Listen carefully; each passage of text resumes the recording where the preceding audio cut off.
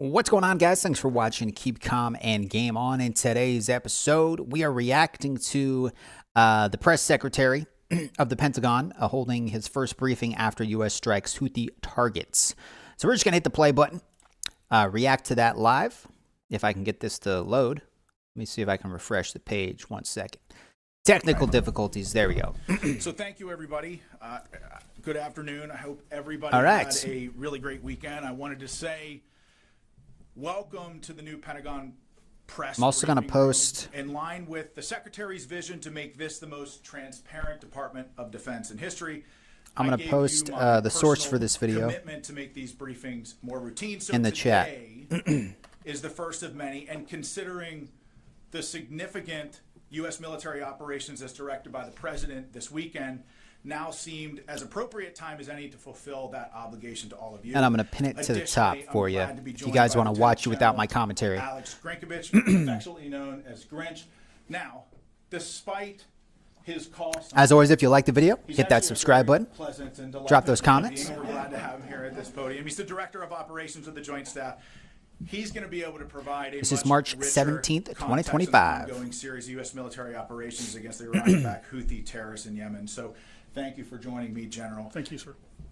As many of you all know, we had an election back in November, and as a result of that election, an overwhelming mandate from the American people, there's a new president in the White House. And that, of new course, president, baby. there's a new sheriff in town. Gotten to work on his America First agenda for the Department of Defense. Among those are 4 top-line points that I think are very important for those in this room to understand. Those are protecting the U.S. homeland, deterring China, and maintaining the ability to strike America's enemies anywhere in the world, and then also asking our allies to do more. We all know that this is a tall task, to be sure. So President Trump knew we needed a certain type of leader to bring the department into the 21st century, and he found that leader in now Secretary Pete Hegseth.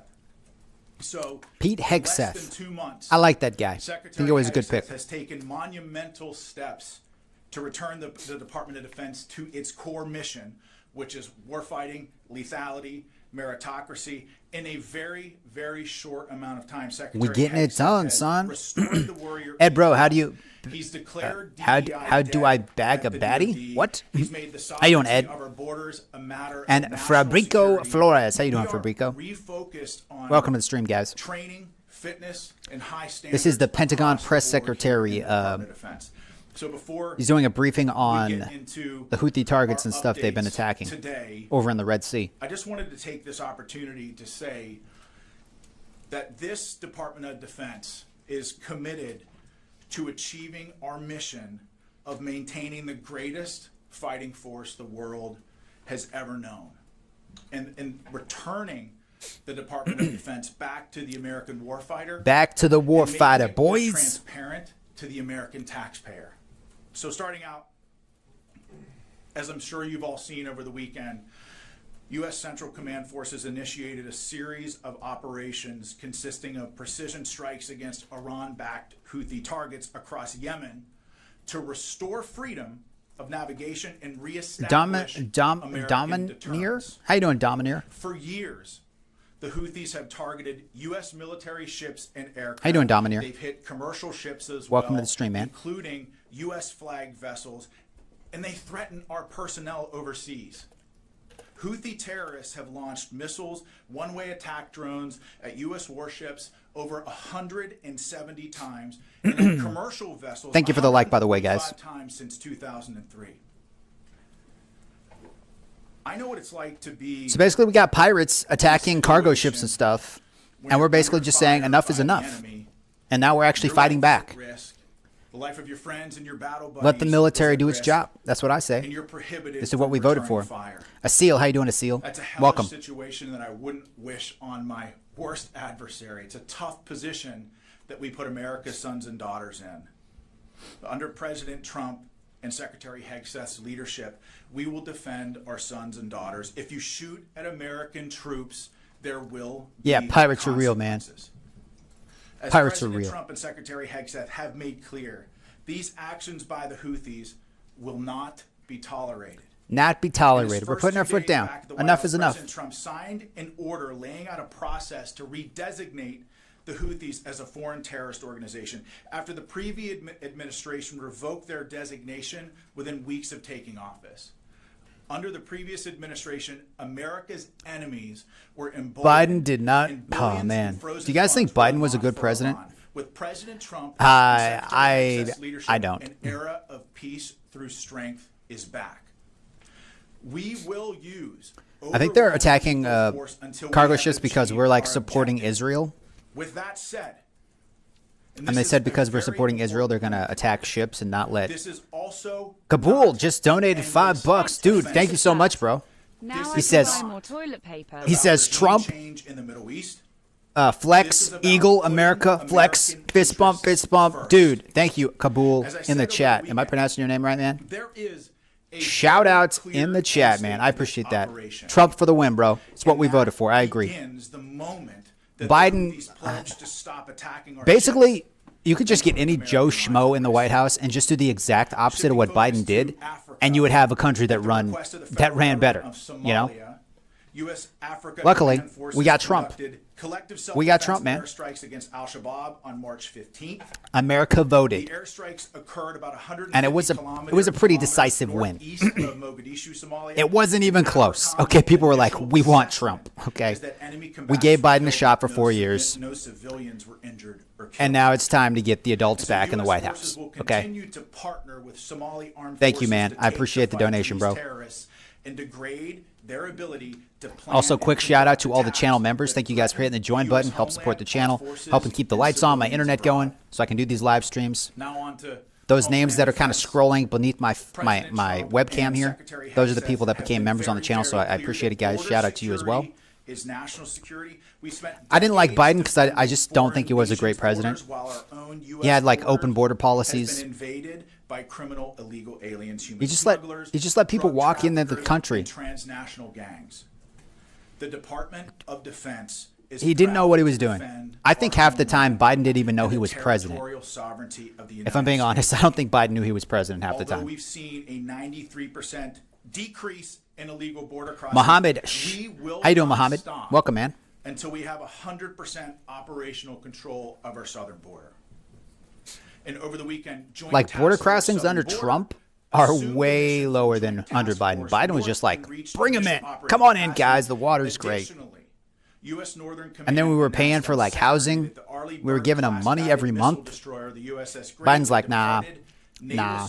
Naval Weapons Stations Yorktown for a scheduled deployment to the Gulf of America.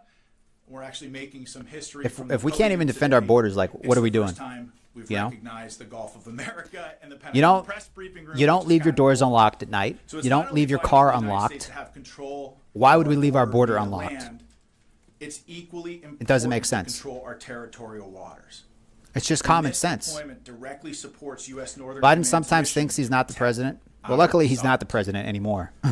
And lastly, But yeah. Secretary Hegseth I was spoke not with impressed with retired Biden. Minister of State for Defense Affairs, His Excellency. And I think Kamala would have been Sheikh worse than Saud Biden. Al-Thani, to So discuss luckily that didn't happen. operations to eliminate the Houthi threat to American commerce and restore American freedom of navigation. The secretary acknowledged. But Trump's not afraid. Qatar's Trump's not strong afraid to partnership in addressing put the hammer shared down. security challenges across You know, the if you're region, ripping us including off, Syria like, and the Red Sea. with tariffs and stuff, we're going to put tariffs on you guys. You know, we're not going to get ripped off anymore. We're not just going to let people walk into our country.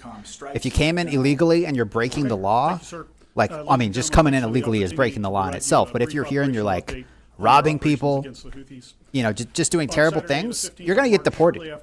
We just shipped like 250 convicts out of the country, and Democrats are like, how could we do this? That's not right. Nah.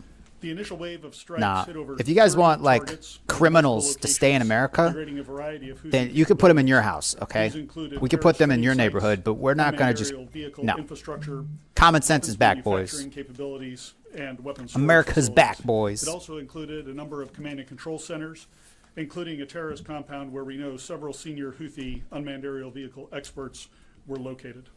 As a guy from Malaysia, I Sunday, agree with what operations Trump doing to the continued country. additional headquarters locations, weapons See, I storage think a lot of facilities, people that as well that as don't even live in protection America, they capabilities that have think been Trump's used doing the for right thing. maritime shipping in the past. Today, the Because what operation America continues, does, and it will continue in the coming it kind of days sets the until we tone achieve for what the rest of the President's world is going to objectives. do. Thanks, and I look forward to your questions. And if America normalizes like In this very keeping crowded our briefing country room, secure, I'll take and, like, some of cracking your down on crime, questions, and the first I'll go to it Logan. gives the green light to other places like, hey, Sean, thank you it for might taking not my be question. politically This correct to do really these is for things. both of you. It might seem Question mean, about the Bashar, that's Iran's but America's flagship doing it, that's been directing and it's Houthis working for America, throughout so this we're going to conflict. follow It's suit. still And I think the operating world in is just support going of to the become a Houthis, safer so you place. know where it is. You know? General, turn it over to you to address that. Sure.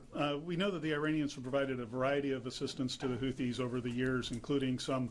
If you're just popping in, guys, suspected welcome. We intelligence. were watching the Previously come Pentagon from the press Bashar. secretary The Bashar is not holding a currently conference being used for about those the operations, Houthi but attacks we they've do been know having over in the that Red other Sea. vessels are contemplated for those sorts of operations, so we're watching very closely to see if they return to the AO. I would also say that, Trump's when you basically look letting at the how military do its previous job. administration And I think conducted Biden just, like, business with Iran. Biden just tied the hands of They everybody. really empowered Iran. He wouldn't let the police to do their job, fund and export wouldn't let the terror military do all their around the world, job. whether it's with Hezbollah, Hamas, specifically with the Houthis. I mean, it's very clear. I think President Trump has made it very clear that he's put Iran on notice. I mean, I'm sure that you saw his tweet today that essentially saying, and I'm paraphrasing, that any shot fired at U.S. forces. If you guys are by enjoying the Houthis stream, is smash that considered a thumbs up shot button, from guys. Let's Iran. get 15 And this is likes. the president Let's go for showcasing 15. leadership from the Also, hit Oval that Office. subscribe button if you want to see And more of my frankly, content. bringing moral clarity back to the United States of America. We know. And thank you again, man, for the who donation. I the appreciate it, enemies bro. of this country are and the enemies of a free world are. And President Trump has put them on notice, as you saw with Iran this morning. But okay, Gabby. Thank you for taking my question. I wanted to run back to TDA and MS-13 deportations to El Salvador's Terrorism Confinement Center. Do we anticipate to renew that partnership as it will conclude after 1 year? If yes, what does that look like from a cost perspective? And how is Guantanamo Bay factored into dealing with criminal aliens and terrorists, considering this new Pentagon is more focused on securing the border? Well, that's a great question. So I think part of your question about El Salvador should be referred to the State I think Department. But I think it was I'll like say yesterday, the day that before, the we Department shipped, of I think it was like Defense 250, is 260 proud to convicts, defend our homeland and our criminals sovereignty to and over there. to deport transnational criminal organizations. And, we're proud to support that mission. basically Trende General, do you have Aragua, anything to offer about Guantanamo Bay and our members force posture of there? that, Sure. I just had a couple of things for you, Gabby. of that group. We do continue to have a. I think we're, like, special paying presence them, at like, Guantanamo Bay to ensure that we're ready to Is it receive, 9 million, 6 million, any, or something to illegal basically put them in their aliens that, prison the Department and of not Homeland have them Security would like stay to, in send America? there. Which $9 million We're bucks is a lot of monitoring money, their but in reality, it's actually closely, and really we're in cheap. daily contact with them to make And sure they're not we in our can country meet them, anymore. to the best of our ability. So Tom? we wouldn't have to deport them and do these things if Biden hadn't let them all in. Will they be targeted? And for I the don't think general, Democrats realize this. We wouldn't have had to do these any mean sense of, things a and number kick of people out military if casualties so Biden far hadn't let them civilian come in casualties illegally. in Yemen. We're Well, fixing the that's a mess he great made. question.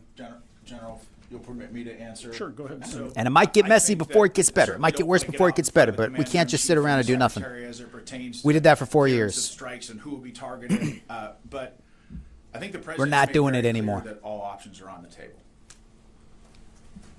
Yeah, Tom, just on your question of casualties, military casualties, we have some initial estimates. I hesitate to say what they are because they're very much estimates at this point, but I think in terms of dozens might be a safe overall characterization. Dozens of military? Yeah, dozens of military casualties so far, but I really can't characterize it much better than that at this point. We'll learn more. J-Spot, how's it doing, man? Civilian casualties, How you doing, but man? No indication. Also, military enrollment is like the highest it's been in 20 years, I think. Like, people are actually starting to enroll in the military. Like, under Biden, nobody was in the, like, everyone was leaving. Nobody wanted to sign up. It didn't matter what branch of military, like, it was down. Now that Trump's back in the White House, people are like, sign me up. Let's defend our country. So before we announce something, Let's keep the homeland here safe. from the podium, we're gonna make Because sure they that actually we know get it Trump right. And is a I good think part of commander-in-chief. that is just taking the time So to it's like the evaluate highest and it's doing been a proper in 20 years battle now. damage And it's only media 53 battle damage days, assessment, around sensitive site 53 days exploitation, into his and new frankly, that administration. stuff just That's crazy. takes time. And so before we make It's any crazy what a good announcements, president we're can gonna do do for a the real hard country. look and make sure that we get it right before we announce It's it. crazy what common sense can do. Charlie from CBS. Yes, thank you, Sean.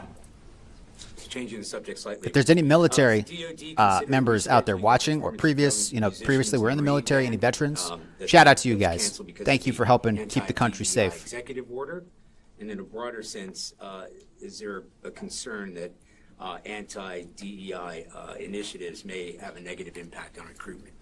Well, I think that the president and the secretary have been very clear on this, that anybody that says in the Department of Defense that diversity is our strength is frankly incorrect. Our shared purpose and unity are our Is strength. And incorrect. I say this as somebody who led a combat platoon in Afghanistan that was probably the most diverse platoon that you could possibly imagine. I mean, we had black serving next to white, Christian serving next to atheists. The thing is, do you think our Northerners next to enemies Southerners, care yes, about what Democrats pronouns and we use? Republicans in the very No. same foxhole. But the They don't reason care. why You can have people out on the battlefield, lethal in and the enemy's not going to be like, again, my platoon took an 85% casualty what's rate your over pronoun? 485 No. days. But part of the they're reason gonna, why they're gonna. It's we stupid. were able to accomplish the mission in the commander's intent was because we put aside our many differences. Trump's getting the as wokeness out of the Americans. military. There were no hyphenated Americans. That's with what we us voted for. in that isolated hilltop in the border region of Afghanistan. We were all just Americans. And really, when you talk about America's greatest strength, yes, we've got, I'm sure the general can attest, yes, we've got lots of cool, Happy sexy St. Patrick's Day equipment and lots of to everybody out there as well. I didn't wear military green training today, that but can set us apart from everybody I forgot else. about it until a couple hours ago. When I saw Conor McGregor at the White House, I'm like, what is Conor McGregor doing at the White House? And I guess he kind of was visiting because of St. Patrick's Day, so that's kind of cool. Common banner as Americans. I mean, for goodness sake, when we put aside our many differences as Americans, we went to the moon with less technology. Than Made many yourself of some you Irish have in coffee your for St. pockets and your Patrick's cell Day. phones Nice. Right now. We're talking about a force that stormed the beaches of Normandy, scaled the cliffs at Also, guys, Hawk, scaled feel free to vote on the fought poll through we got hedgerows going in the chat right now. and I asked the question, do you feel safe with Trump in the White House? Nazi war machine 10 and votes saved so the far, world. We put 70% aside say our yes, many and differences 30% as say no. Americans. And I know President So Trump vote on that poll if you want understands to that our focus chime on in. unity and shared purpose Do you is feel what safe makes with us President lethal, Trump in the White and House? so Let me know. So does Secretary Hegseth. So And welcome back, Truly their Dumb, guidance and also has been J-Spot, clear on welcome back, this, man. And we're going to continue to focus on that guidance. In terms of the concert, And thank you again are for the thinking super about chat donation, rescheduling? bro. I appreciate it, man. I don't think. I hope I'll you take that subscribe, bro. question for you. I don't have an answer for you, but we'll get back to you on that. Oh, let's go to the phones. I'm getting a signal. We should go to the phones. Okay, we got JJ Green on the line from WTOP. Hey, Sean, thank you for doing Joe this. Lucas says you don't Question feel on safe. Ukraine. Why don't you feel safe with Can Trump you in the White House, man? assess How the U.S. military assess the What don't you status feel of safe? U.S. military aid to Ukraine and the intelligence sharing, how that's going since it was disrupted maybe a week or so ago, and then restarted. What's being shared? What's being given? What's happening with that? Well, I can tell you that U.S. military aid to Ukraine has been turned back on, as well as intelligence sharing with our Ukrainian partners. But I'll tell you this. The president has been very clear since his time on the campaign trail that his focus with the war in Ukraine is bringing about peace and putting a distinct focus. But Joe Lucas, on why don't you peace feel safe with Trump in the White and House? Really to stop the dying. And so President Trump, along with his national security team, have been heavily involved. I feel safe. Along with Secretary Hegseth as well, heavily involved with Ukraine and Russia to try to broker that peace. When Biden was in office, I thought about buying like 10 deadbolts for my front door. Like, we're buying all the deadbolts. Putting them all on the front door, man. I did not feel safe when Biden was in the White House. When you're talking Now that about Trump's in, I'm like, territory, maybe I'll just sleep with my doors as open. someone I don't who's care. negotiated I feel with safe. Some tough people on the battlefield. I can tell you, it's a tough. Now I still lock my doors nuanced, at night, and but complicated I feel a lot process. safer with Trump in And there. President Trump and Secretary Maybe it's just Hegseth me. I certainly don't know. Understand that with on the forefront of their mind, peace as their first and foremost priority. General, do you have anything to add? No, I would just echo what you said, sir, which is, the status of U.S. military aid, it has been turned back on. We've got confirmed reports that it is continuing or is flowing back into Ukraine. And of course, daily reports on the outcome of the intelligence sharing and those efforts. So this is Lieutenant General Alexis I'm gonna stick with the phones here just a Greenkowicz second. I got Christina. and Sean on the Parnell. phones. Do I understand that? the Pentagon press Yeah, secretary thanks so much for and doing this, Sean. the lieutenant Two general. questions. After U.S. strikes against the Houthis on Saturday, the Houthis fired drones and missiles at the Truman. Will there be a response to those attacks? And secondly, the Pentagon has deployed the USS Gravely. Can you tell us a little bit about what... You don't want to mess with America, guys. I'm telling you. So You I guess started this I'll address fight. the We're gonna first part finish it. Of your question first, Christina, and You can't just John, like cut off our chime in. shipping lanes. The Nah. question of the You could do that under Biden. what but was- Trump- remind Trump me ain't what the Biden, first bro. part of your question was, Christina? You mess with America or anybody, and you start like taking over cargo ships. on the Truman. Nah, Was that I got you. you picked a fight with First the of all, wrong people. We did get reports of the Houthis firing ballistic missiles and some one-way attack drones against U.S. forces in the region. Those attacks were largely ineffective and didn't come anywhere near U.S. forces in the region. Again, the commanders in command of those vessels were, I mean, they were completely on point with regards to defending. They were not effective attacks. And so I would also say the second part, the answer to the second part of that question is that the response is ongoing. I mean, this isn't, there's going to be, as I mentioned, a very clear end state to this. And I think a lot of that has to do with how the Houthis respond. Firing at U.S. military personnel in the region and shooting at our ships. And Not shooting at our acceptable. drones and putting Don't do it. American lives at risk. Don't do it. Is not a good way to end this conflict. The Houthis could stop this tomorrow if they said, we're going to stop shooting at your people. But they've clearly chosen not to do that. And so this If you're gonna campaign pick a will be fight with America, get relentless ready to degrade their capability and get ready to get open up a shipping bloody nose, lanes okay? in the Because region you don't do and that. to defend our homeland. Under Biden, you did that. But generally, Under Yeah, Trump, that- you don't mess with Thanks, America, Sean. bro. The only thing I would add is, the Houthis Do claim not to have poke tried the to bear. attack the Harry S. Truman. Don't Quite poke the frankly, bear. It's hard to tell because while we're executing precision strikes, they missed by over 100 miles. So I would just tell you their effectiveness. I would question anything that they claim in the press that they're doing or not doing. It's very hard to tell what they are just based on their level of incompetence that they've demonstrated so far. Crazy Sam 23 says, how do you feel Yes, about that's Trump correct. invoking the There's also Alien been Enemies Act and number of essentially other, black attempts, bagging people to without a interdict trial vessels and in the illegally Red ignoring a Sea, judge's ruling to UAVs, stop and the some cruise planes missiles as transporting well. these people? All of those have been easily defeated by our fighter aircraft that are there. General And- Grinch throwing shade at the Houthis from the podium. I mean, love it. they came into our Some of country the illegally. folks in here know that my previous So they already life, I broke the dealt with law. these quite a bit. I'm Yes, you did. Yes, you did. happy to throw shade at them. And like, if we got to hold them in prison until we figure out, like, if they're going to go on trial or whatever, let's do that. But we're not going to just let them walk the streets. Commander of U.S. Northern Command's authorities for maritime homeland defense missions. She'll go down. I am normally against military action without surrounding congressional areas, approval, but and our be shipping involved lanes in are vital. interdiction Yeah. mission for Rather any than of like go all the way around drugs Africa, that are heading in. It'll be and that part of costs local way civilian more, Coast it Guard. takes way more fuel. So It takes we time. won't share, of course, our We can't actual just let streams over these here, but these dudes no cut off information shipping she's, lanes. going down there And it's for not just us. It's like they're cutting them off to everybody. And on that point about the USS Gravely, You know, I we think spend it's a really lot on the important military that, each year. you know, the If we President and can't, the Secretary like, have made very clear up some 100% shipping lanes, then what are we spending all this money control on? of our southern border. I mean, we've got probably close to 10,000 troops on our southern border. We're surging a Stryker Brigade combat team down It also there to sends a reinforce message the that, like, land if you border mess as with well. America, we're not going to But stand there's for a it. sea component to this as well, and that's You know, part of the mission same thing of with the USS border. Gravely If you come in is to illegally and you start secure causing those- trouble, the water routes, you might just get shipped out of the in- country in to a defense prison. of our southern border. You know? And So Aaron, don't come to big America. Do it the right way. Do it the legal way. So I think it sends a very clear message that we're done messing around. We're directly involved in the Afghanistan withdrawal. So we're in the process of figuring out what that investigation will look like. But I'll tell you, as somebody who served in Afghanistan and watched that unfold, I mean, I was horrified in a lot of ways. You know, you think about how much time and blood and treasure and American life that was lost in Afghanistan over 20 years. You think about that for a second.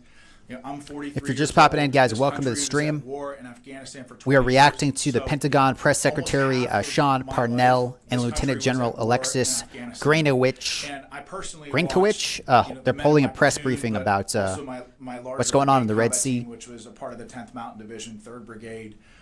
We bled the ground And the red in Houthis, Afghanistan, and I watched blocking the shipping lanes and my everything. men do We don't know extraordinary things that in without a support of trial, a grateful nation he and just support kidnapped of the people and mission shipped them there. to a labor camp with And zero due process. to watch Afghanistan be surrendered in the way that it was extremely difficult.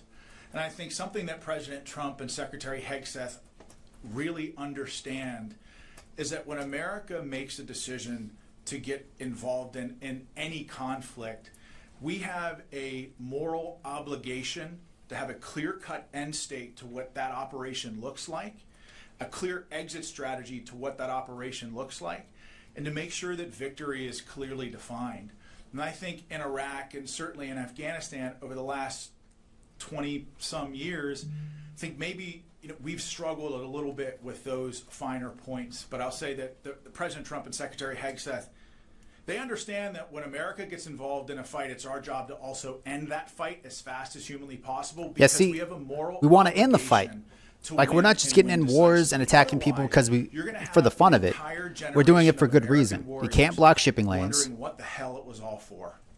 And I know, listen, I know. Because if we just like go every day I around wake and up let these people and block under the all shipping that, lanes and attack cargo I ships, think what about message does that the send? men who I served with, who That were my makes us friends who look never super came home weak. from that fight. I've lost 30 friends in It just in my no. support of the Afghan We're war. done being the weak ones. You When ask when yourself, we look just at let other yourself, countries yeah, rip so us what do we off with have like to show super for high it? tariffs, Not a whole lot. And so No, your question we're done. of will people be held this is what accountable? America voted for.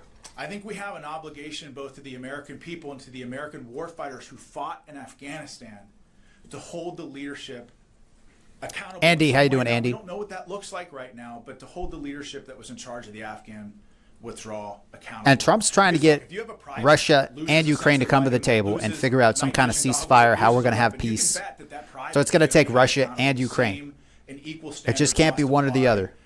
to senior military leaders. So I just want to follow up on what you just said. Sure. You said that there needs to be a clear end state, and I know the goal is to have the Houthis stop their attacks. But what is the end state? What J happens Spot if saw the Houthis picture of the gang don't stop the their members. Yeah, attacks, I saw that video agree to they say they'll posted stop their attacks? of like It the doesn't seem planes like there is a landing clear end state. and like unloading the This keeps inmates going and them on getting their like Well, in head fairness, shaved and it's a great question, but in fairness, the operation's only been going on for 48 hours, and the president and secretary. have J been Spot, very that's not clear how on due this, process that works. the Houthis What will message does it determine send to when people this when they ends. don't care enough to And check if until they are then, here the legally? campaign will be unrelenting until we one protect our homeland, and two open up. I'm the pretty shipping sure they lanes had to like make sure that we have intelligence freedom that to these maneuver in people that were area. part of I- the Joe, gang. you have something that. They didn't just pick them I up mean, off what the I street might because they add had is, tattoos, while man. we won't talk about it publicly, just Like, know that there is a design There to was a the process operation. of There are like, specific effects how that did we're these trying people to get here? achieve. We're There are following specific them. targets This that is have where been they're at. selected and They approaches did that background we're checks. taking We in know order that to these are achieve the people president's end state. So that it shouldn't isn't be that we're here, just that have striking broken the law, that are capabilities. There's an continuing to intent break the behind law, every strike and every target that we go and we after. caught them, and now they're sitting in a prison. You mentioned that this is not like it was before. Until we figure out what to do with them, I what guess. is But different about the targeting that's that like you're doing saying, this time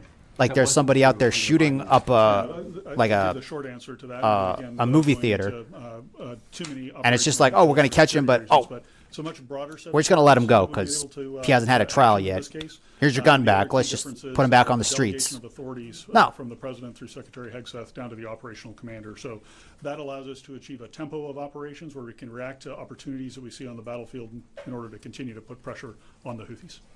Thank you very much. Will this operation Guys, do me a favor, hit that include thumbs up button. ground Let's get this troops video into to the top of the Yemen? stream If list, so, how do you so we achieve your can objective spread the word. of making Also, them happy say St. Patrick's enough Day, everybody. without sending ground troops? Vote on the poll we got going in the It's chat. I very asked, do you guys feel difficult, if safe not impossible, with for us President to Trump talk in the about White force House? posture from So this far, podium 60% because say as a yes commander and who's 40% been on the say no. battlefield, it's very, very important to keep So vote on the that poll. enemy Let me know what you think. guessing. Keep your adversaries I mean, people guessing. get to Now, put out that's bail not to all say the that time we've got depending on the ground degree troops, of their in offense. Yemen. That's not to say that we're sending ground troops in, but it's difficult to talk about that stuff. That for person operational would security at reasons least from the have a podium, trial. These but people generally didn't speaking, even have No, that. nothing to add to that. I think that's exactly right. Sean, can I follow up on that? You said that one of the things that you were waiting to do for the BDA was sensitive site exploitation. Does that include U.S. boots on the ground or any kind of American personnel on the ground to do that? I can't talk about that stuff from the podium, but we have ways of conducting sensitive site exploitations without ground troops on the Yeah, ground. it doesn't. Appreciate that, Damas Damascenier. So Could I also ask you also Dominic about if there's any U.S. military assessment? I know that you're still on, the BDA is ongoing, but is there any military assessment about how much of the Houthis' capabilities were degraded by these first couple of rounds? And can you say anything? The President's Truth Social mentioned going after leaders, which seems to be one of the things that's different here. Can you say anything about any of the leaders that were targeted here? Yeah, on the second part of the question, I'll just go to my opening statement where I mentioned that there was a unmanned aerial vehicle facility that was struck with several key leaders. Those were key individuals who led their And like these people that we shipped off to the prison, so think those types of individuals that we might be. We knew they were in the country. We did our due diligence. We researched it. It's pretty easy to get the background check of like all the crimes these people have committed. But again, this campaign is ongoing. We know they're just not selling ice cream on the streets, guys. Okay? It's not like we're just picking up random people with tattoos and shipping them out of the country. No, like we know these people have done bad things. They came into the country. We've been tracking them. We found them, and now we're getting them out of here. You know? I don't want to get out in front of the president or the secretary. So yeah, maybe we didn't catch them in the act of robbing a store like that day or whatever. But when they have a rap sheet this big, I think everybody understands what he means. it's like, oh well, we didn't see him like take candy from this baby. That's all I got. Nobody saw it happen. But they have a rap sheet this big. Okay, maybe we didn't. They didn't get due process for this one little crime. But they have a rap sheet this big. It was over 30 targets, so not a specific number. Get them out of the country. They broke the law to come in. They didn't come in legally. And then additional targets. It would be one thing if they were here legally. If they went through the whole process, they came here legally, but they didn't. I won't go into because they they're didn't. executing now. So thank you, everybody. Listen, we're done. And it's not like they're shipping everybody to this prison. Okay, it was like 250 of like the worst of the worst. So you got to keep that in mind. What else does Forbes breaking news have for us? Let's react to some other stuff here. What do we got? What do we got? These are some pretty short videos. Let's see. We watched the press briefing earlier today. Pentagon press secretary. And I watched that one earlier. Pentagon, U.S. strikes killed dozens of Houthis. No credible indication of civilian casualties. Let's go to Fox News. Thank you for subscribing, guys. We're going to keep going here. We're not stopping. We're just going to pop in on Fox News and see what the live streams got going right now. It just simply isn't the case. So the State Department of Ukraine ready to accept 30-day ceasefire deal. Because it's not accurate. When it comes to the nature of the thing is, though, it's just not up to Ukraine. Like, Russia also has to stop. I believe tomorrow, Trump, on Tuesday, Trump's supposed to have a conversation, a one-on-one conversation with Putin.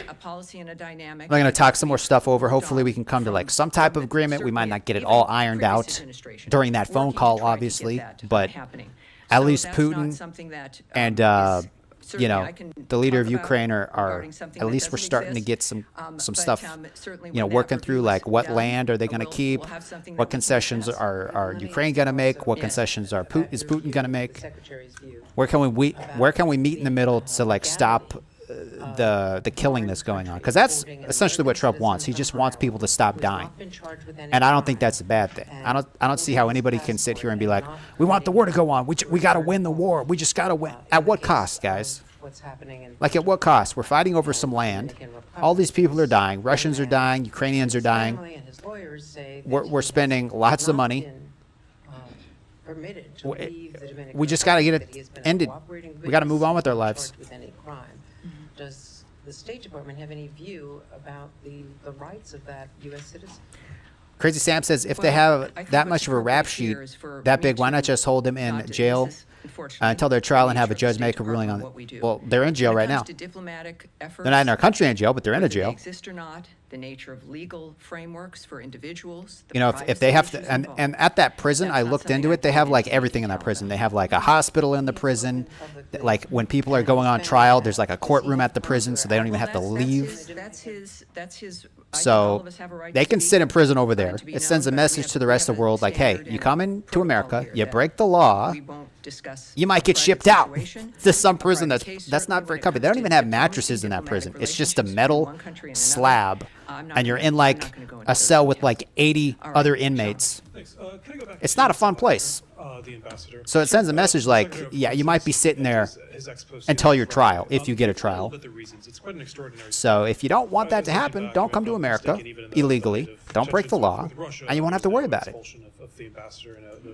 We didn't force these people to break the law. They got thrown in prison because they broke the law. That's correct. I'm not against removing terrorists. I'm against ignoring the power of an entire branch of the government. Well, I think it's not about criticism. This was the equation of the president and the country with white supremacy. Can we get 50 likes on this video, guys? Smash that like button. If we get 50 likes, we're going to skyrocket to the top of the streaming list. More people are going to see it. It is, I mean, if we don't have a standard about the nature I think the biggest thing I get nervous about is when we have people who are holding visas, green cards, getting mixed up in this. Yeah, I mean, we're going to make some mistakes. This is the standard of it. Obviously, there's going to be some mistakes. We're going to try to correct when we can. But we can't just sit here and be like, decent level of diplomacy. we can't risk deporting anybody because, you know, a handful of people that shouldn't have been deported or get thrown in jail. That's not good. And these remarks were But like, acceptable to we're the also United getting States, not really just bad people off the streets. So there's going to be like some people that shouldn't be mixed up into it, that are mixed up into it. But we are going to take our first break of the hour. We can't let that stop us from like getting the majority of criminals out, you know? President Joe Biden's adult children will have the latest for you coming up next on Live Now. What is Hunter Biden doing now? Has anybody seen Joe Biden since the election ended? But truly dumb. I get what you're saying, though. What about this? This was a press briefing earlier. We did watch that already. Everybody.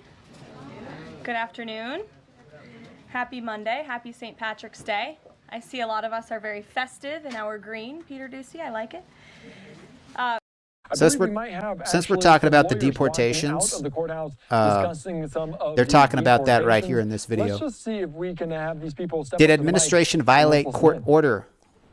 Let's see what these guys have to say. Hey, Wait, can I put this on you real quick? again with that? Okay. Please, and thank you. Yeah. Do you mind? Do you all want to wait for the print press? Is that all right? Is this the judge that is saying he violated All right, it appears that we a are court gonna order? Get some I don't know. comments here from different attorneys, people there after this court hearing following. I guess these are like lawyers and stuff. Deportation of over 200 migrants. Court hearing to El after Trump Salvador over the admin weekend. deportation We to heard El Marco Salvador. Rubio and also the president of El Salvador work together to make this happen. Let's listen in here on Live Now from Fox.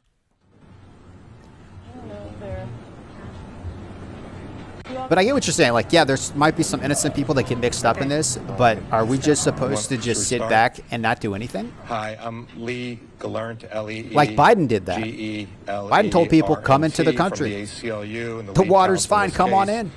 Come on in. We just had a hearing before. And look what happened. If Judge Biden Boasberg, hadn't let all these people and into our our country, we position wouldn't have to is deport them. even more And we're clear at focusing this on the point. people that are like We had robbing, serious concerns you know, going into shooting the people, day like the that worst of the worst. We're government focusing on them first, then violated we'll, federal you know, court we'll order. work on the people that just Today, came in nothing illegally, to which dispel in it. itself is breaking the If law. anything, But it reinforced that our view that the government may very well have violated this order, perhaps even knowingly violated. I think the judge did not seem to be accepting the government's argument, many of which were implausible on their face.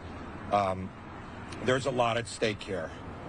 There's a lot at stake in two ways. One is the use of the Alien Enemies Act. It has only been used 3 times in our country's history, all during declared wars, the War of 1812, World War I. if you think about it, we're kind of at and war World though War II. with Congress all could these. not have been These are clearer gang that it can members only from be like used where a one of the foreign worst, if government not the or worst nation is in a gang declared out there. war with the United States or is invading. So we're at war with these This people. is ultimately then a fundamental I think they're question of classified now as like a separation of terrorist powers. organization. The president So we're is technically simply at thumbing war his with these nose people. at They're Congress. Congress over here taking has over said complete when you can use like the Alien Enemies Act, every complexes, other administration like in the history of the freaking country has abided by those limitations. is it hotels? It's like hotels or rental property. They're like taking over entire buildings. Like Abided by those limitations, these members of this and group therefore not surprisingly, it's only been And we have used in classified these them as a 3 terrorist declared organization, wars. so we think the Alien Enemies Act cannot be used in this context. But even if it could, what I told the judge today was that there must be individual due process. If a person does not believe they're a member of the gang, can show that, then they're not subject to the proclamation.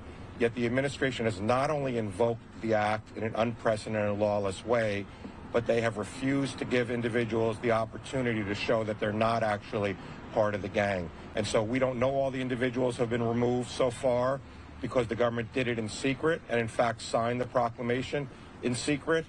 But, you know, I would caution people to accept at face value the administration's characterization of all these men.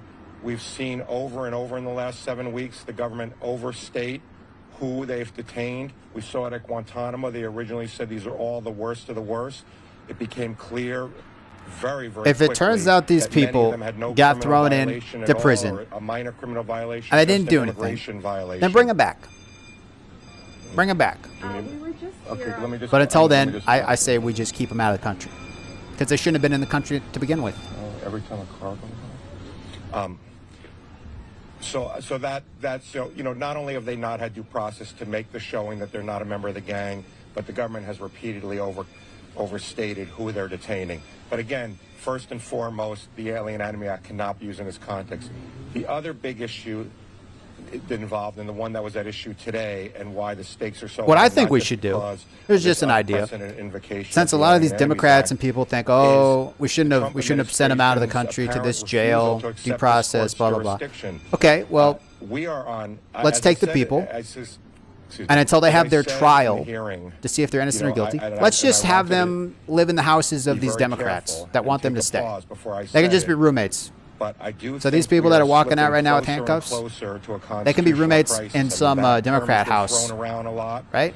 In the last 7 Why weeks not? and over the years, but they're not guilty, right? It seems like the They're probably just great people. Walking into court so they got nothing to worry about. Look at the evidence. Put a couple bunk beds in the garage and your spare bedroom. And we see constant public statements. I say that, like if Democrats want them to stay in the country, if they think nothing to see here, and maybe they're right, then they should house them. They should put them in their houses until their trial comes around. That's what I think. Just my opinion. I think the courts are moving quickly. I think the courts have a lot on their plate, but I think Judge Boasberg's decision shows how quickly the courts are willing to move. You know, we filed this brief with our partners at, you know, with Democracy Forward and ACLU affiliate here in D.C. at 2 in the morning on Friday night. By Saturday morning, early Saturday morning, well before noon, the judge issued a TRO blocking the transfer out of the country of our 5 named plaintiffs. By 5 p.m. on a Saturday night, he held a 2-hour hearing to expand that TRO to the entire class of people subject to the proclamation and issued that TRO. And had the government complied, many, many people would not have ended up in a Salvadoran prison. And they are, make no mistake about it, in serious danger. The other thing I would say is the government walked into court today and said we can't. You know who share else any is in facts serious because all of danger? them was sensitive Like national security Americans material, but yet that are you like cannot getting held at gunpoint turn on the TV daily. Look at Twitter and not see posts by the United States government talking about it. There was a video of the men getting off the plane in El Salvador. I would suspect, obviously I don't know, that the U.S. had a hand in creating How you that doing, human video. mail? Yeah, The I need to United clean my States kitchen. government is retweeting I got a lot of President dirty dishes back there. Salvador's, cavalier statements about these men. So I do think that many of the federal courts are moving very quickly. Just like us as lawyers, they have a lot on their plate, and they're doing their level best. And I think Judge Boasberg was an example of that. You said that you're taking a approach on constitutional crisis. Can you elaborate on that? Well, I think, you know, there are decisions that are made all the time that people disagree with and are extremely polarizing. But that has happened for 200 years plus in our country. What changes here, what the difference is here, is the government's apparent refusal to abide by the federal court's power. I mean, our country is based on the assumption that there are 3 equal branches and that the federal courts will say what the law is and the other 2 branches will adhere to those rulings. Once that ends, We're in a very different situation in this country. We're no longer a country based on the rule of law. Were you pleased to hear the judges push? If we cared about the rule of law, we wouldn't have let these people come into our country illegally. We would have been like, hey, you guys don't got a green card, nothing. Get out. An immediate hearing. Can't come in. We filed our papers Nope. last Biden's night. like, come on in, Again come on at in, guys. 2:15 You killed in the morning. you killed 5 people. Oh yeah, come on in. He, by this morning, had already You wrapped a couple ordered an banks. Yeah, come on in. emergency hearing You got a rap sheet this long. afternoon, We don't care. and Come we on were in. very pleased that he ordered the government to provide sworn declarations and to provide him with information. He made very clear that he would not stand by and let them just say, we can't provide you with any information. Is there anything else that you wish was included or would be included in those declarations tomorrow? No, I think that's enough to start with. I suspect that if those declarations don't satisfy the judge, he may push for more or he may just rule. But I think we will have another chance if we don't accept what's happened. And, you know, it doesn't appear like we're going to be able to see those declarations. That's unfortunate, but we trust Judge Boasberg. They didn't to go complain when through them Obama did the very same carefully. thing. True. Pretty sure Obama was like, yo, secure the border. And Democrats weren't complaining back then. Yeah. Right. So that's a great question. I think you're asking beyond the normal sanctions and contempt that a judge always has available if his orders are defied. We will ask the judge to order the government to get these individuals back. You know, I think there's a very serious question about whether a federal judge can ever... Okay, real quick, guys.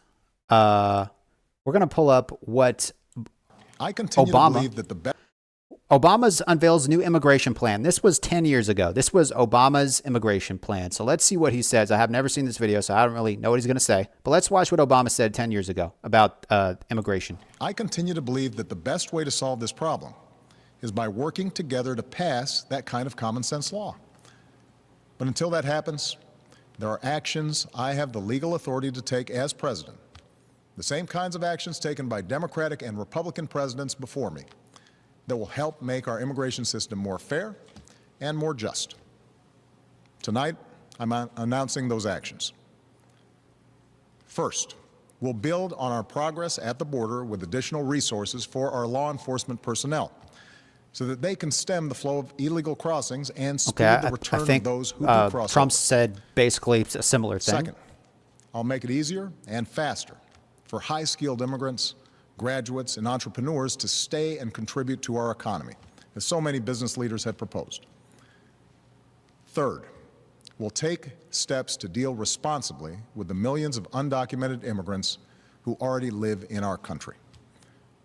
I want to say more about this third issue because it generates the most passion and controversy. Even as we are a nation of immigrants, we're also a nation of laws. Undocumented workers broke our immigration laws. Interesting. And I believe that they must be held accountable. Interesting. Especially those who may be dangerous. That's why over the past 6 years, deportations of criminals are up 80%. And that's why we're going to keep focusing enforcement resources on actual threats to our security. Sounds a lot like Trump, doesn't he? Sounds very similar to what Trump's saying. Not children. This was 10 years ago, guys. This was Obama 10 years Not ago. a mom who's working hard to provide for her kids. We'll prioritize, just like And he law was enforcement president for does 8 years. every He day. got reelected.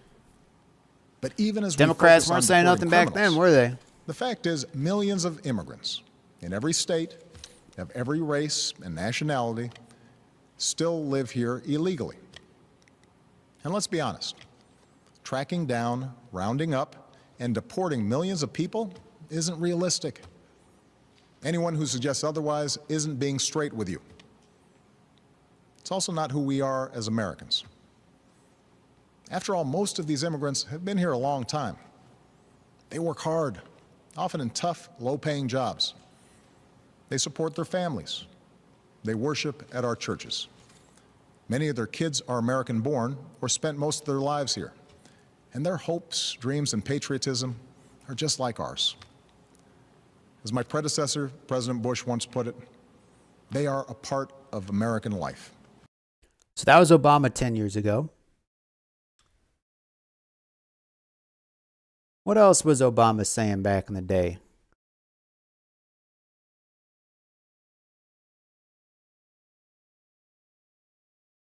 We just watched that speech. Obama bill is tough on border security. The system's still broken. This was 11 years Truly ago. deal with this issue, Congress needs to act. And that moment is now. This week, the Senate will consider a common sense, bipartisan bill that is the best chance we've had in years to fix our broken immigration system. It will build on what we've done and continue to strengthen our borders. It will make sure that businesses and workers are all playing by the same set Me and of rules. Michelle. And it includes tough penalties for those who don't. It's fair for middle-class families by making sure that those who are brought into the system pay their fair share in taxes and for services. And it's fair for those who try to immigrate legally by stopping those who try to skip the line. It's the right thing to do. Now, this bill isn't perfect. It's a compromise. See, we're not against people coming into the country legally. It's for the people that are trying to skip the line and are just walking in thinking that they deserve to be here, when that's not the case. I think a lot of Americans are upset about it because a lot of those people that came in illegally, they're getting like stimulus checks every month. They're getting housing. Meanwhile, you got some Americans working 2-3 jobs.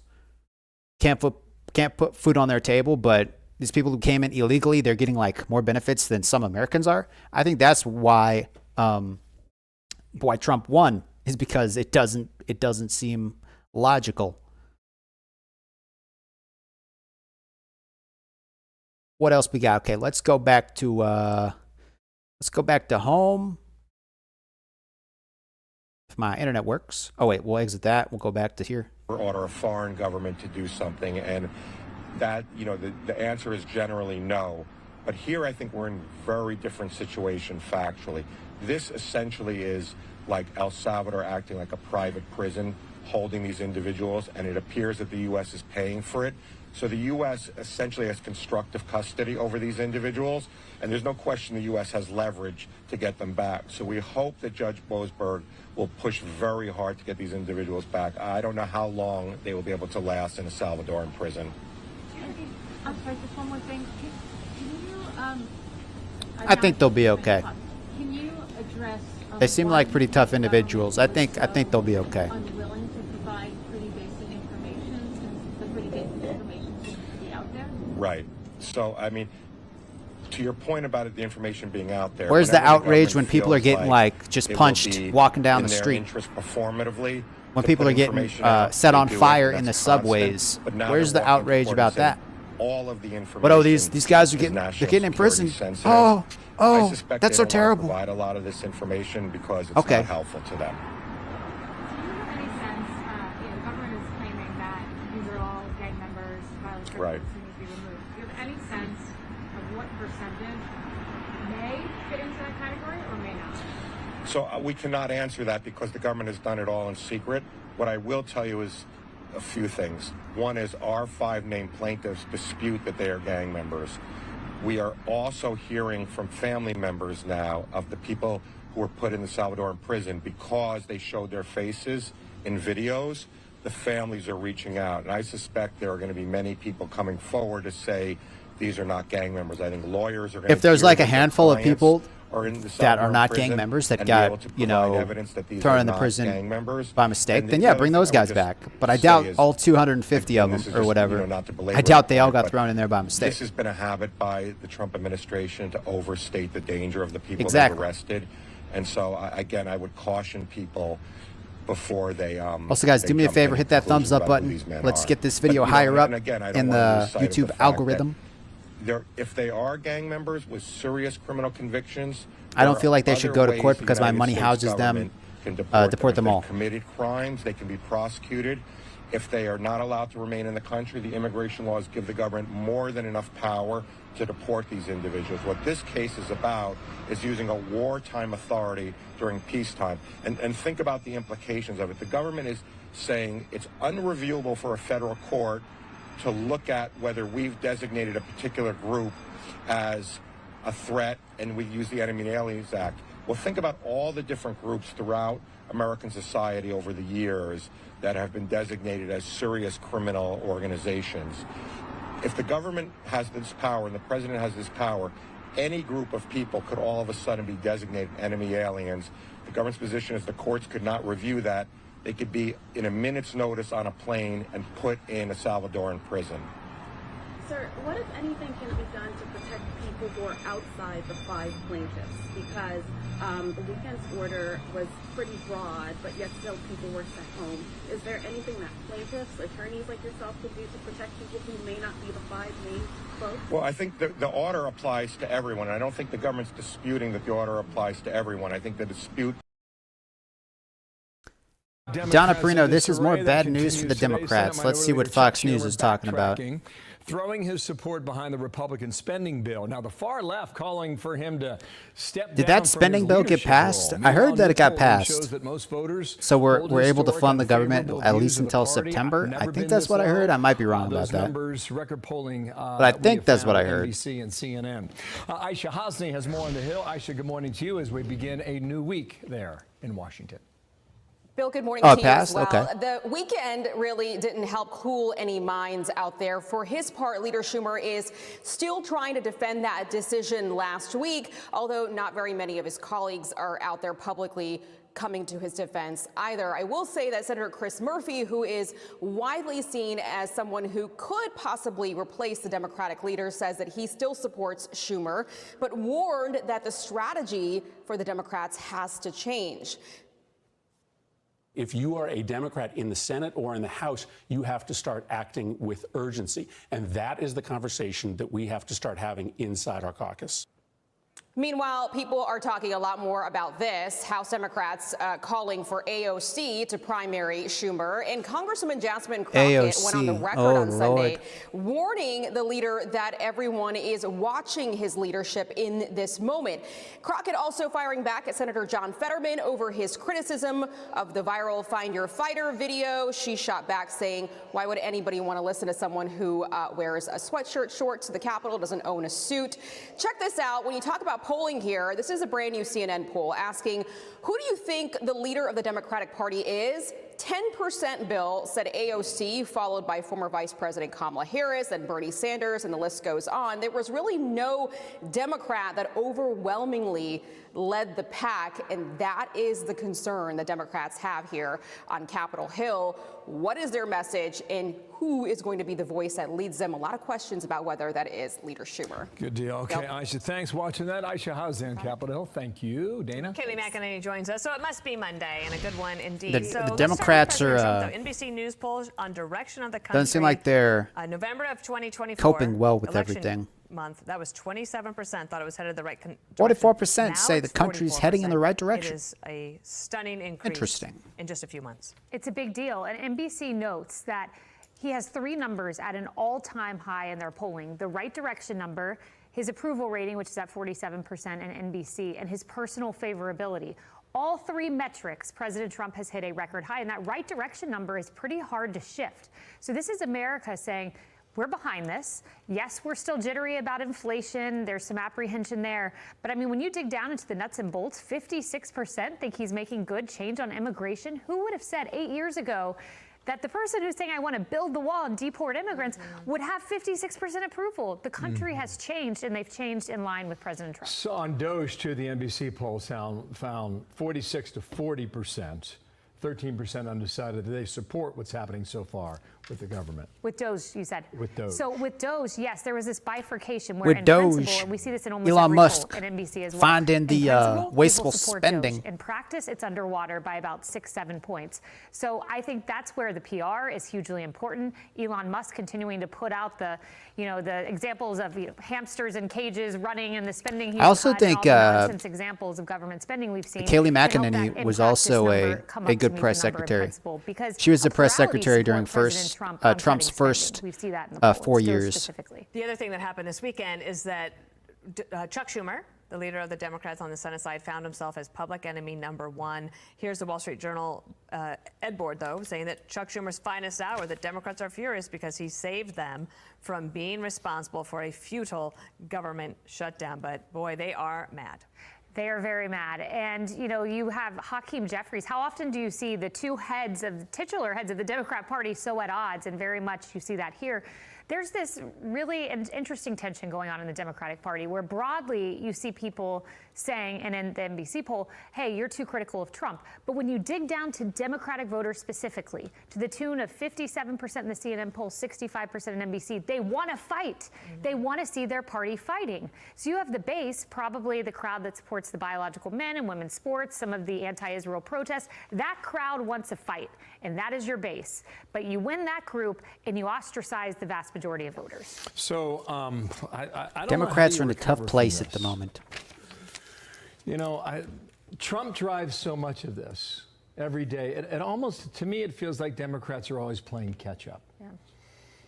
Do you have to wait until a midterm election, more than a year and a half away, in order to catch the leader? Because the leader's doing it right now. Well, you have people trying to do creative things, like Gavin Newsom with the podcast. It's really fascinating. He's talking to these Republican figures. Any Gavin Newsom fans out there? I see data that says he's actually tanking in the polling because he's losing some of his base. So you find this tension where you need a Barack Obama, plain and simple. You need someone who can win progressives, appeal to the vast majority. You need a leader of the party. But how do you find that when you have such an entrenched base? I think Gavin Newsom's probably the best example of someone trying to do it. Whether he'll be successful, the data is really premature. But nobody's doing the thing that would really make a difference, which is to fully break from the Bidens and say it was wrong to cover it up and say that he was capable of being president for the next 4 years. I have my money on Gavin Newsom doing that. I really do. I would give it 6 months, but I think you'll see him make that break in the same way he did on So history tells us that leadership is only forged under pressure of an election. Have you guys listened to Gavin Newsom's podcast? I saw like a little clip that of it. election's a long way away. I wasn't too impressed. I mean, Barack Obama was real. Barack Obama did not meet the moment until he went up against Hillary Clinton, and that lasted 11 months. And the data coming out of the congressional districts is not good. The data that was put before Democrats. If you're just popping in, guys, welcome to the stream. We're reacting to different news stories happening in the world. You know, less than a year. We watched the Pentagon press secretary talk about what's going on with the Houthis over in the Red Sea. Thank you. We're popping in, watching some Fox News, talking about the border. There is more bad news for Democrats. Two new polls show the party's favorability plunging to an all-time low. Dean Phillips, former Democratic congressman from Minnesota, is going to join us. And he's joining us here. I thought we had a break, but we don't. Excuse me, Dean Phillips. I probably will end up with a polling rating as low as the Democrats after that screw up there. It's good to have you here. And I lower than you, so don't worry. You know, I was just thinking about, just when you think you've hit rock bottom on the Democratic side, it feels like there's like another layer to go underneath. Like at this I feel point, like some Democrats are just, they have a hard time supporting the party that's like as a Democrat, I upset like about so, like Dana, deporting criminals. This is just the pendulum of politics. I think it was 2013 where the Republicans had even lower approval ratings, if you can imagine that, than Democrats do right now.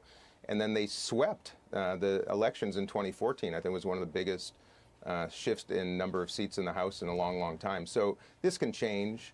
And a lot of this dismay is actually Democrats upset with the Democratic Party. But I think what's really Tim Walz, the guy on the right, right, Kamala's VP, he said he's considering running for president again. Right now.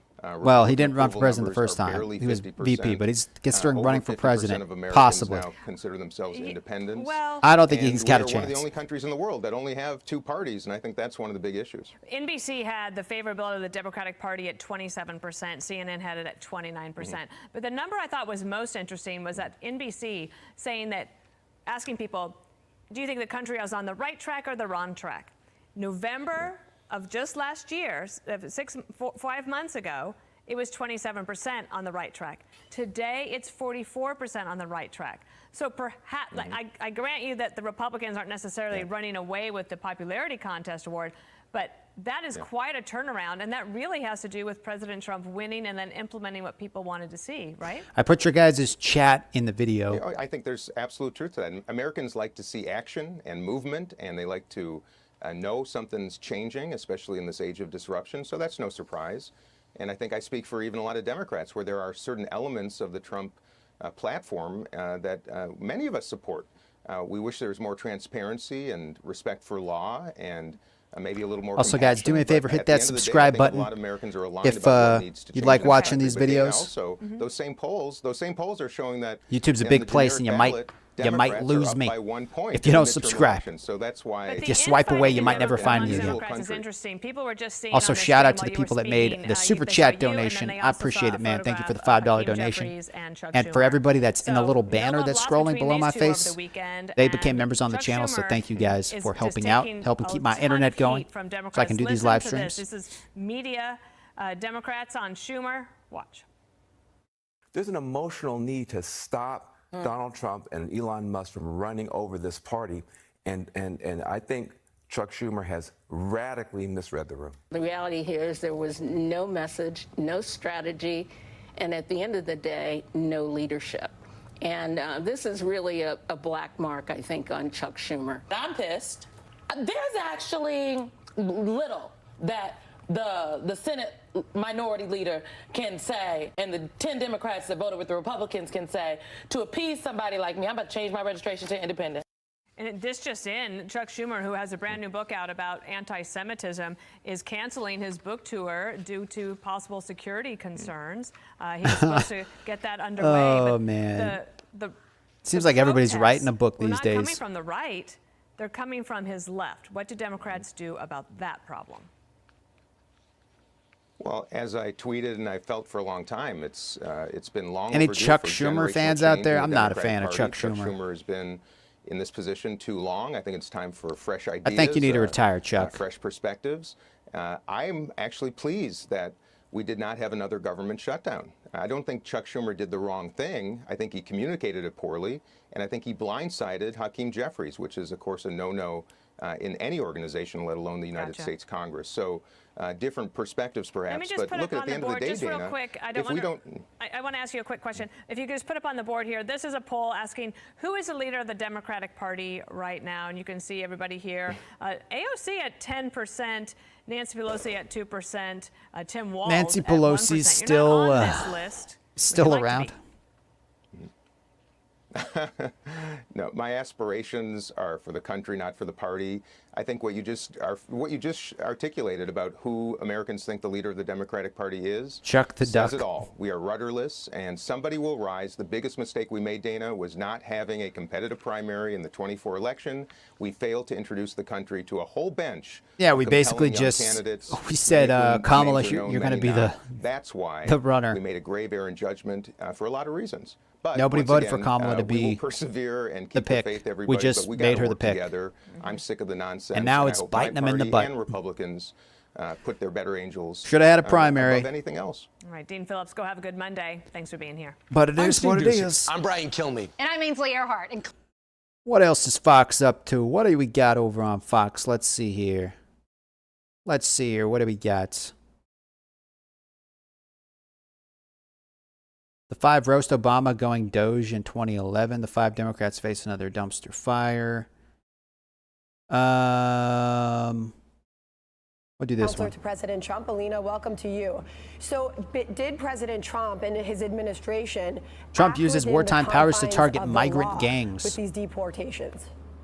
absolutely. Fetterman is going to The run. president is allowed to do this. Number one. Number Fetterman's two, an interesting- let's not forget that the people that were interesting on guy. this, and I saw the clip earlier in your show with The View, again, hitting with the absolute garbage that they give their viewers, saying that, you know, they are going to come after you, they're illegals, and they just swipe clean people and take them on a plane. No, these are gang members. These are members that President Trump has delegated and said are terrorist organizations. Tren de Aragua is a terrible organization that has taunted and hit many Americans. Look at the Kaylin Riley. Look at what they're doing, Laken Riley. It's not okay. And what we've done is removed these individuals from our states. So then to have a federal judge come in and say, hey, I don't agree with the president of the United States with an executive order, it's unthinkable and it's ridiculous. So Judge James Boasberg is going to be holding a hearing on this 4 o'clock this afternoon in federal court. One of the petitioners to continue to allow this. Oh, it's to happen is Michael 137. Kozak. Okay, it's He not is even a as many as I career thought. I thought it was like nonpartisan 250. employee It was at actually State Farm. He's been there 137 people. Since the early 1970s. got sent to that prison, He I said guess. that all of this was a result of very I thought it was delicate 250, so it's actually negotiations less with than two I countries. even Here's what he wrote thought. in part in the filing. He said these arrangements were the result of intensive Crazy and Sound delicate 23, thanks for negotiations popping in, between man. the United States and El Salvador, and between the United States and representatives of the Maduro regime. The foreign policy of the United States would suffer harm if the removal of individuals associated with TDA were prevented. So he is making the argument that this is a national security foreign policy. We have 24 issue, votes and on the not poll we got an going in the chat. Do you feel immigration issue. I think safe the with Judge Trump in the Boasberg White seems to be House? looking I at asked this that as an question. immigration 54% say issue, yes, and not from the 46% national security say foreign no. policy standpoint. What do you So say? if you haven't voted on that poll in the Right. chat, So when you bring vote a yes or no in the foreign poll. national into this country curious what you guys illegally, think. and then we have to remove them, and we negotiate with foreign countries for their removal, and we make a deal with those countries, that is a policy issue that the State Department has purview to do. Let's not forget again, going back to the executive order, the president ordered and mandated this, and the American people mandated this on November 5th. We were to remove these individuals that are hurting our citizens who came in here illegally, and they have to go to a separate country and get out of there. So, yes, it's a foreign policy issue. Border Patrol obviously deals with foreign countries. It's not that difficult, and the fact that we are having this kind of pushback is frankly just ridiculous. It's very simple. America doesn't want criminals in our country. You want to come into our country, you can, but you will do it the right way. In a fierce defense of these deportations, Caroline Leavitt, just a few moments ago at that White House briefing podium, detailed the atrocities of these illegal gang members. Listen. I would remind everybody in this room that Tren de Aragua is a foreign terrorist organization operating within the United States of America because the previous administration allowed them to invade our country. Biden let them These walk are right monsters in. who tortured, raped, and murdered a 12-year-old Jocelyn Nungre. They murdered 22-year-old nursing student Laken Riley. They led a multi-state sex trafficking operation involving smuggling women into the United States, holding them in stash houses in Louisiana, Florida, New Jersey, Texas, and Virginia, and forcing them into prostitution. They kidnapped and murdered a 33-year-old woman Crazy in Texas. stuff. They sexually and physically assaulted a woman and her daughter in Wisconsin. They But oh yeah, conducted a let's mass bring them back shooting in because some Illinois. judge. They peddled oh, God. untraceable ghost guns across New York City, took over an Aurora, Colorado apartment complex where they kidnapped and tortured victims. And by the way, many of you in the mainstream media said that didn't happen. It turned out that it did. And because of the effective immigration policies of this administration, those foreign terrorists were detained and they are no longer operating on American soil. And we They're have out of President here, Trump to thank boys. for that. They're out of No here. doubt that was a fierce They're reminder gone. of the horrors of some of these crimes. Yeah. Yeah, and actually one of my focuses of my portfolio is human extortion, human trafficking, and labor and cyber and finance extortion that has happened because of these individuals bringing minors, bringing women, bringing individuals over the border. J-Spot, I'll and have to then check seeing that. them get I'll have to tortured. check out that and interview. The facts that she mentioned, those are just public ones. I assure you, what I've been briefed on is so severely disturbing that if America knew just 10% of it, they would be happy to have these individuals out. They are a danger to our society, and they have no business being in this country.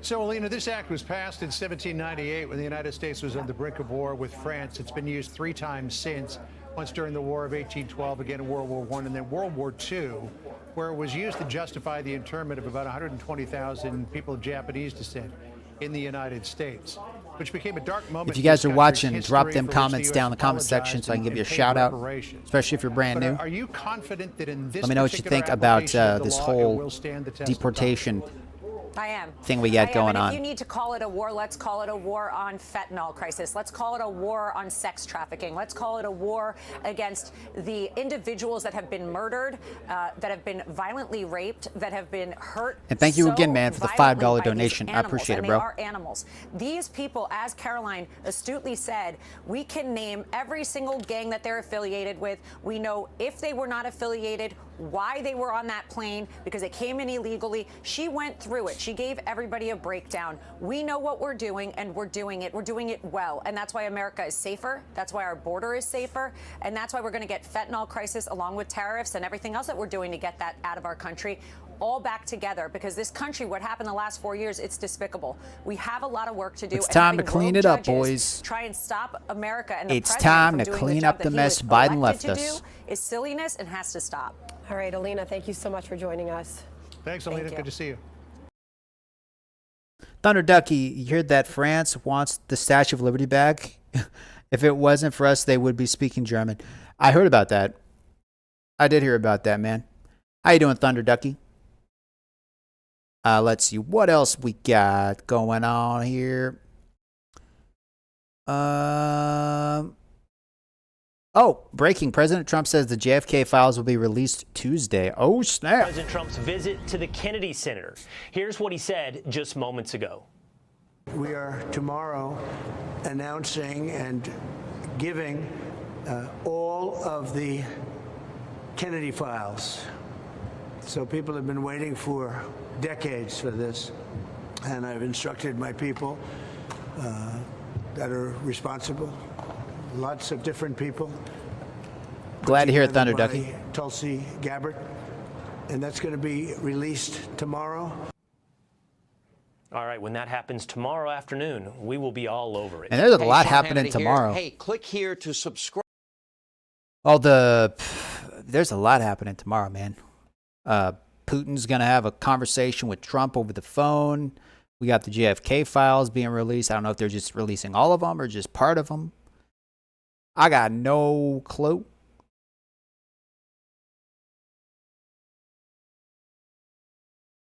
What else we got in the suggestion box?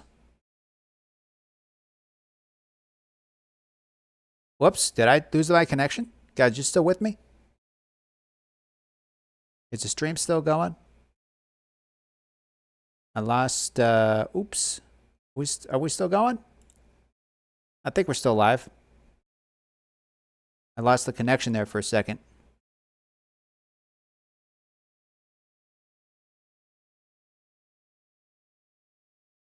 What else we got here?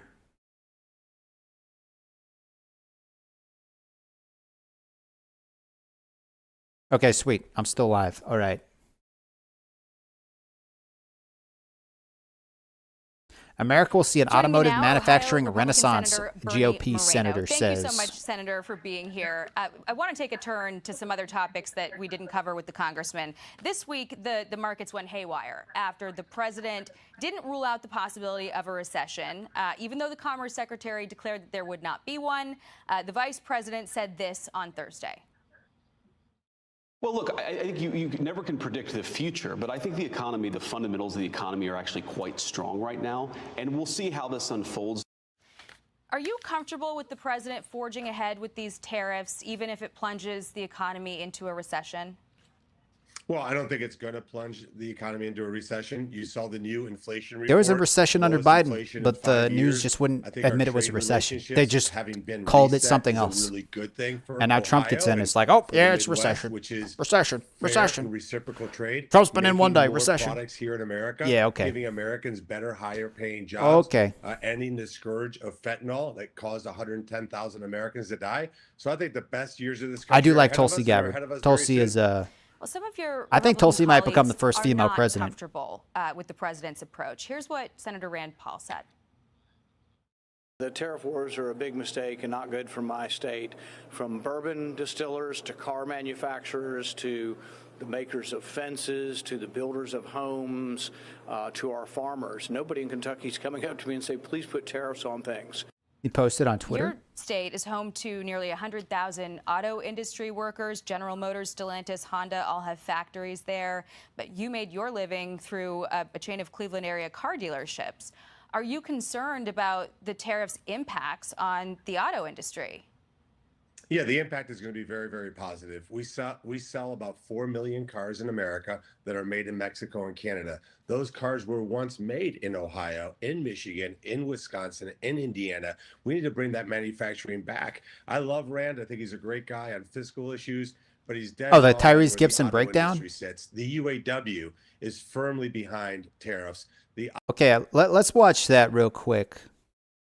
I'm going to bring that up here real quick. So I'm saying this to all of the fathers. Tyrese Gibson video breakdown. Compassion is okay, let's watch being this. able to understand the seat and the reality that someone else is sitting in. That's compassion. It's not about the seat that you're sitting in, The Rock. It's about the seat that everybody's sitting in. You know, look at this. Shayla, My first and only pregnancy. To this day. Well, I got another one on the way. The one he did in his car? Let's see. See if I can find it.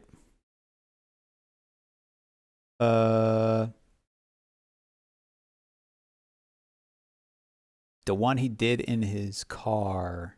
Is it this one?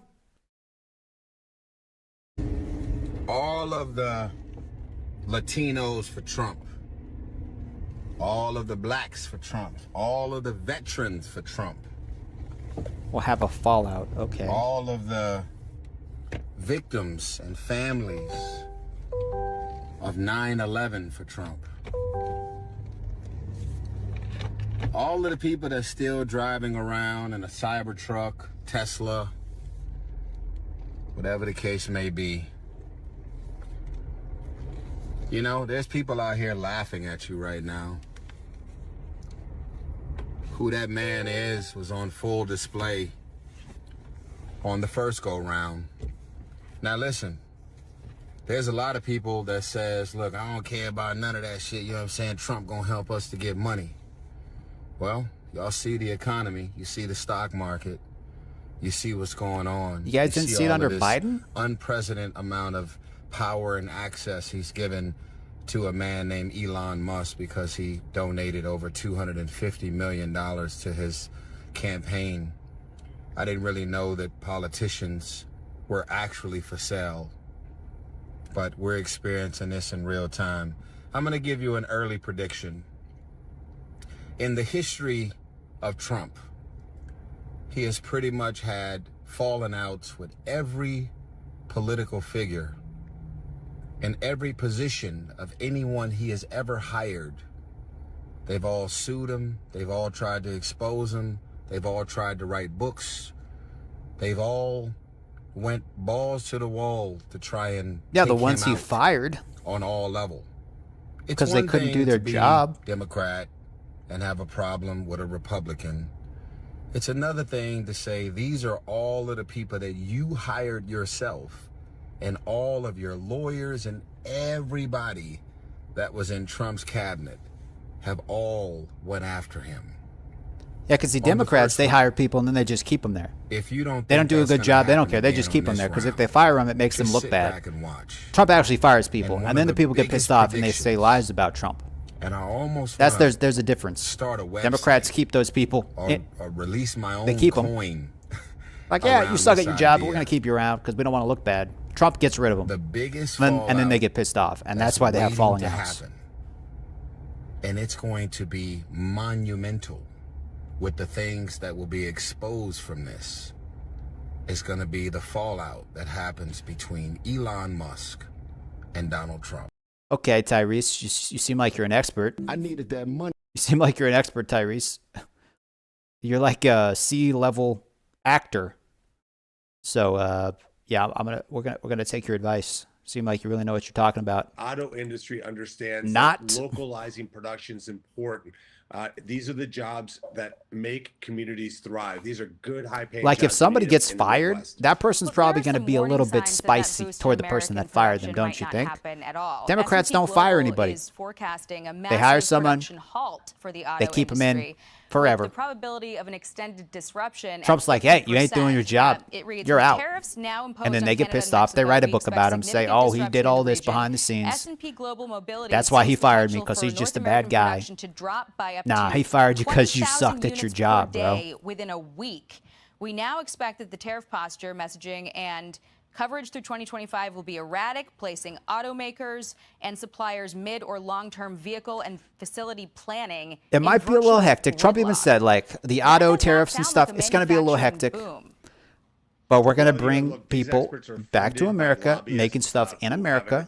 We're not going to be so reliant on other places sending us vehicles. From all over the world. We're going to bring the auto industry back to America because it's going to be cheaper to make it here in America than it is like in China or in Canada or in Mexico. That isn't planning to add manufacturing capacity. In fact, So it might get a here little in messy, Cleveland Cliffs, but in the long run, just it's going to be announced an better. incentive for their employees, a $1,000 bonus to buy American-made cars. They're making massive investments throughout their entire footprint. we're going to see an automotive manufacturing renaissance in this country that's been long overdue.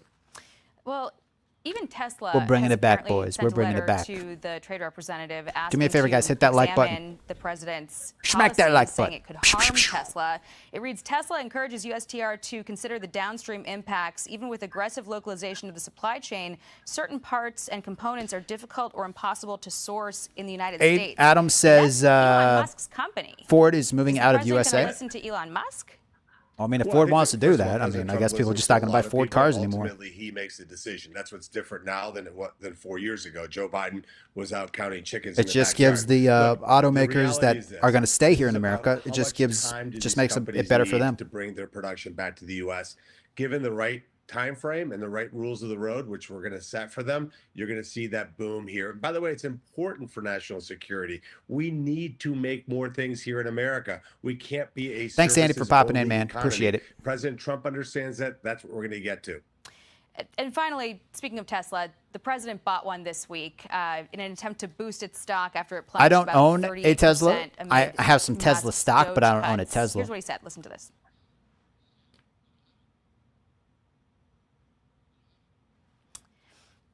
Okay, we don't have that sound there. We don't But, have that sir, audio. There was basically a display at the White House there. He surveyed some I highly doubt cars. Ford It was will leave. happening John as, Deere was going you know, to, and they Americans' didn't 401k think they were going to make accounts were it in Mexico or facing something. some struggles because of this tariff war happening right now. Was that an appropriate thing for the president to do there? Was it sensitive to the moment that we're in, buying a car, using the White House as a backdrop for that? Well, first of all, he's promoting America. If I remember correctly, Biden was promoting electric vehicles. He wasn't necessarily promoting Elon Musk, have done something but he was like it in the promoting past. Joe electric Biden, vehicles because it made did the an planet experiment better and because excluded green Tesla. energy and all I that think crap. At the end of the day, you have Democrats So Biden was doing now the same being thing, but now they're anti-EV. upset because So maybe we get Trump's some balance now buying because a they were Tesla. Only EV. Look, the reality is this: President Trump is a president that's going to reindustrialize this country, bring back our might of the Midwest, and that's why he's so popular in states like mine. I guess we'll have to find out if AOC still has her Tesla or not. Senator Bernie Moreno, thank you very much for being here. Appreciate your time. Thank you. Hey, it's Will Kane. Click here to It's Will subscribe to Kane. Will Kane. I don't know who you are, Will Kane, but okay. What else we got going on? Yeah, Biden was promoting electric truck where he told the reporter to get in front of it when he drove off. Wow. Crazy stuff. What else we got?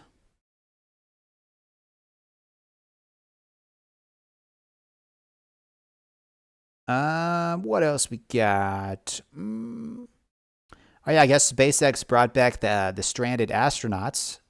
I think I saw something about how they touched down today. I think. So Biden couldn't get them back, but Trump did.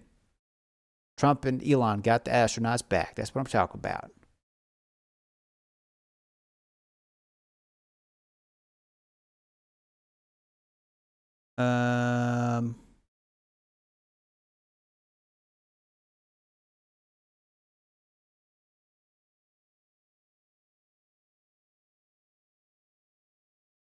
I don't know. What should we watch, guys? What should we watch? Is there some live news happening? Let's hit the live news button.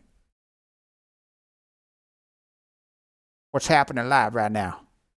Trump, Russia set to discuss peace deal. With Hunter Biden, that will be something I'll look at this afternoon. Okay? Sir? I just heard about it for the first time. So you have 18 Secret Service going. Where is he exactly? In South Africa. In South Africa. I believe this is live. Africa, you know, is on a watch list. You know that. Because what they're doing to people is brutal. And I've stopped having money go to South Africa. You know that. Billions of dollars. So he's in South Africa. That's very interesting. All right, I'm going to. I need the new cyclist stop for a week. My head is spinning. I know, right? There's so much happening right now. It's crazy, man.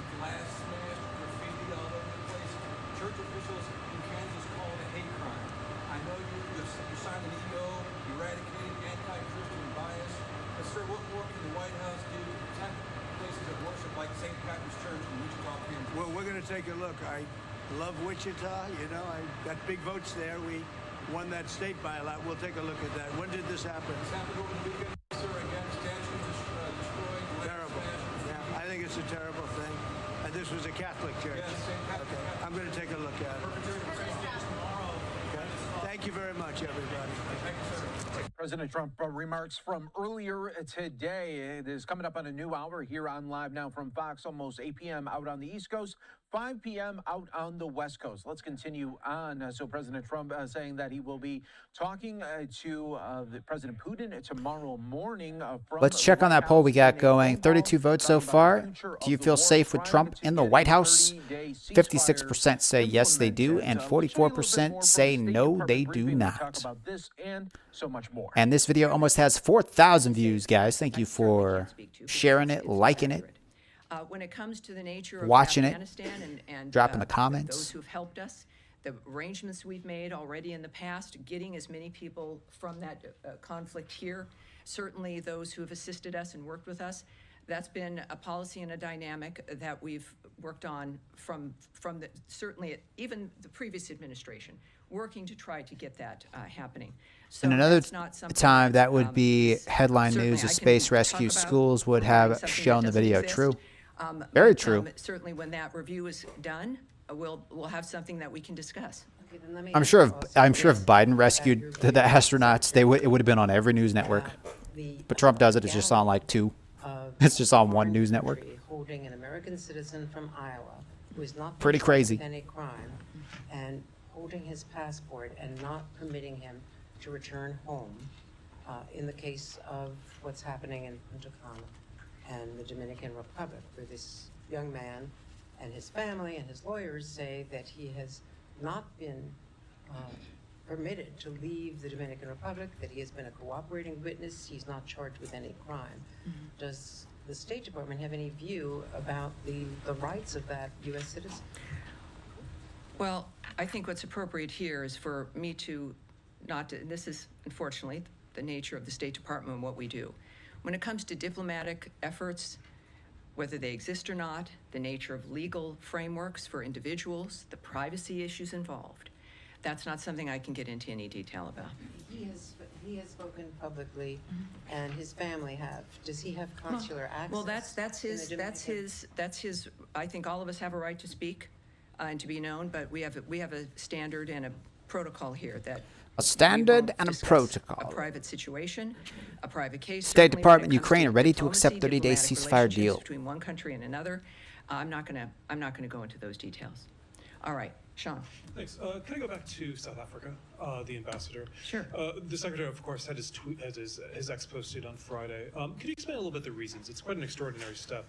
I was looking back, I mean, if I'm not mistaken, even in the height of tensions with Russia, there was no expulsion of the ambassador and no PNG there.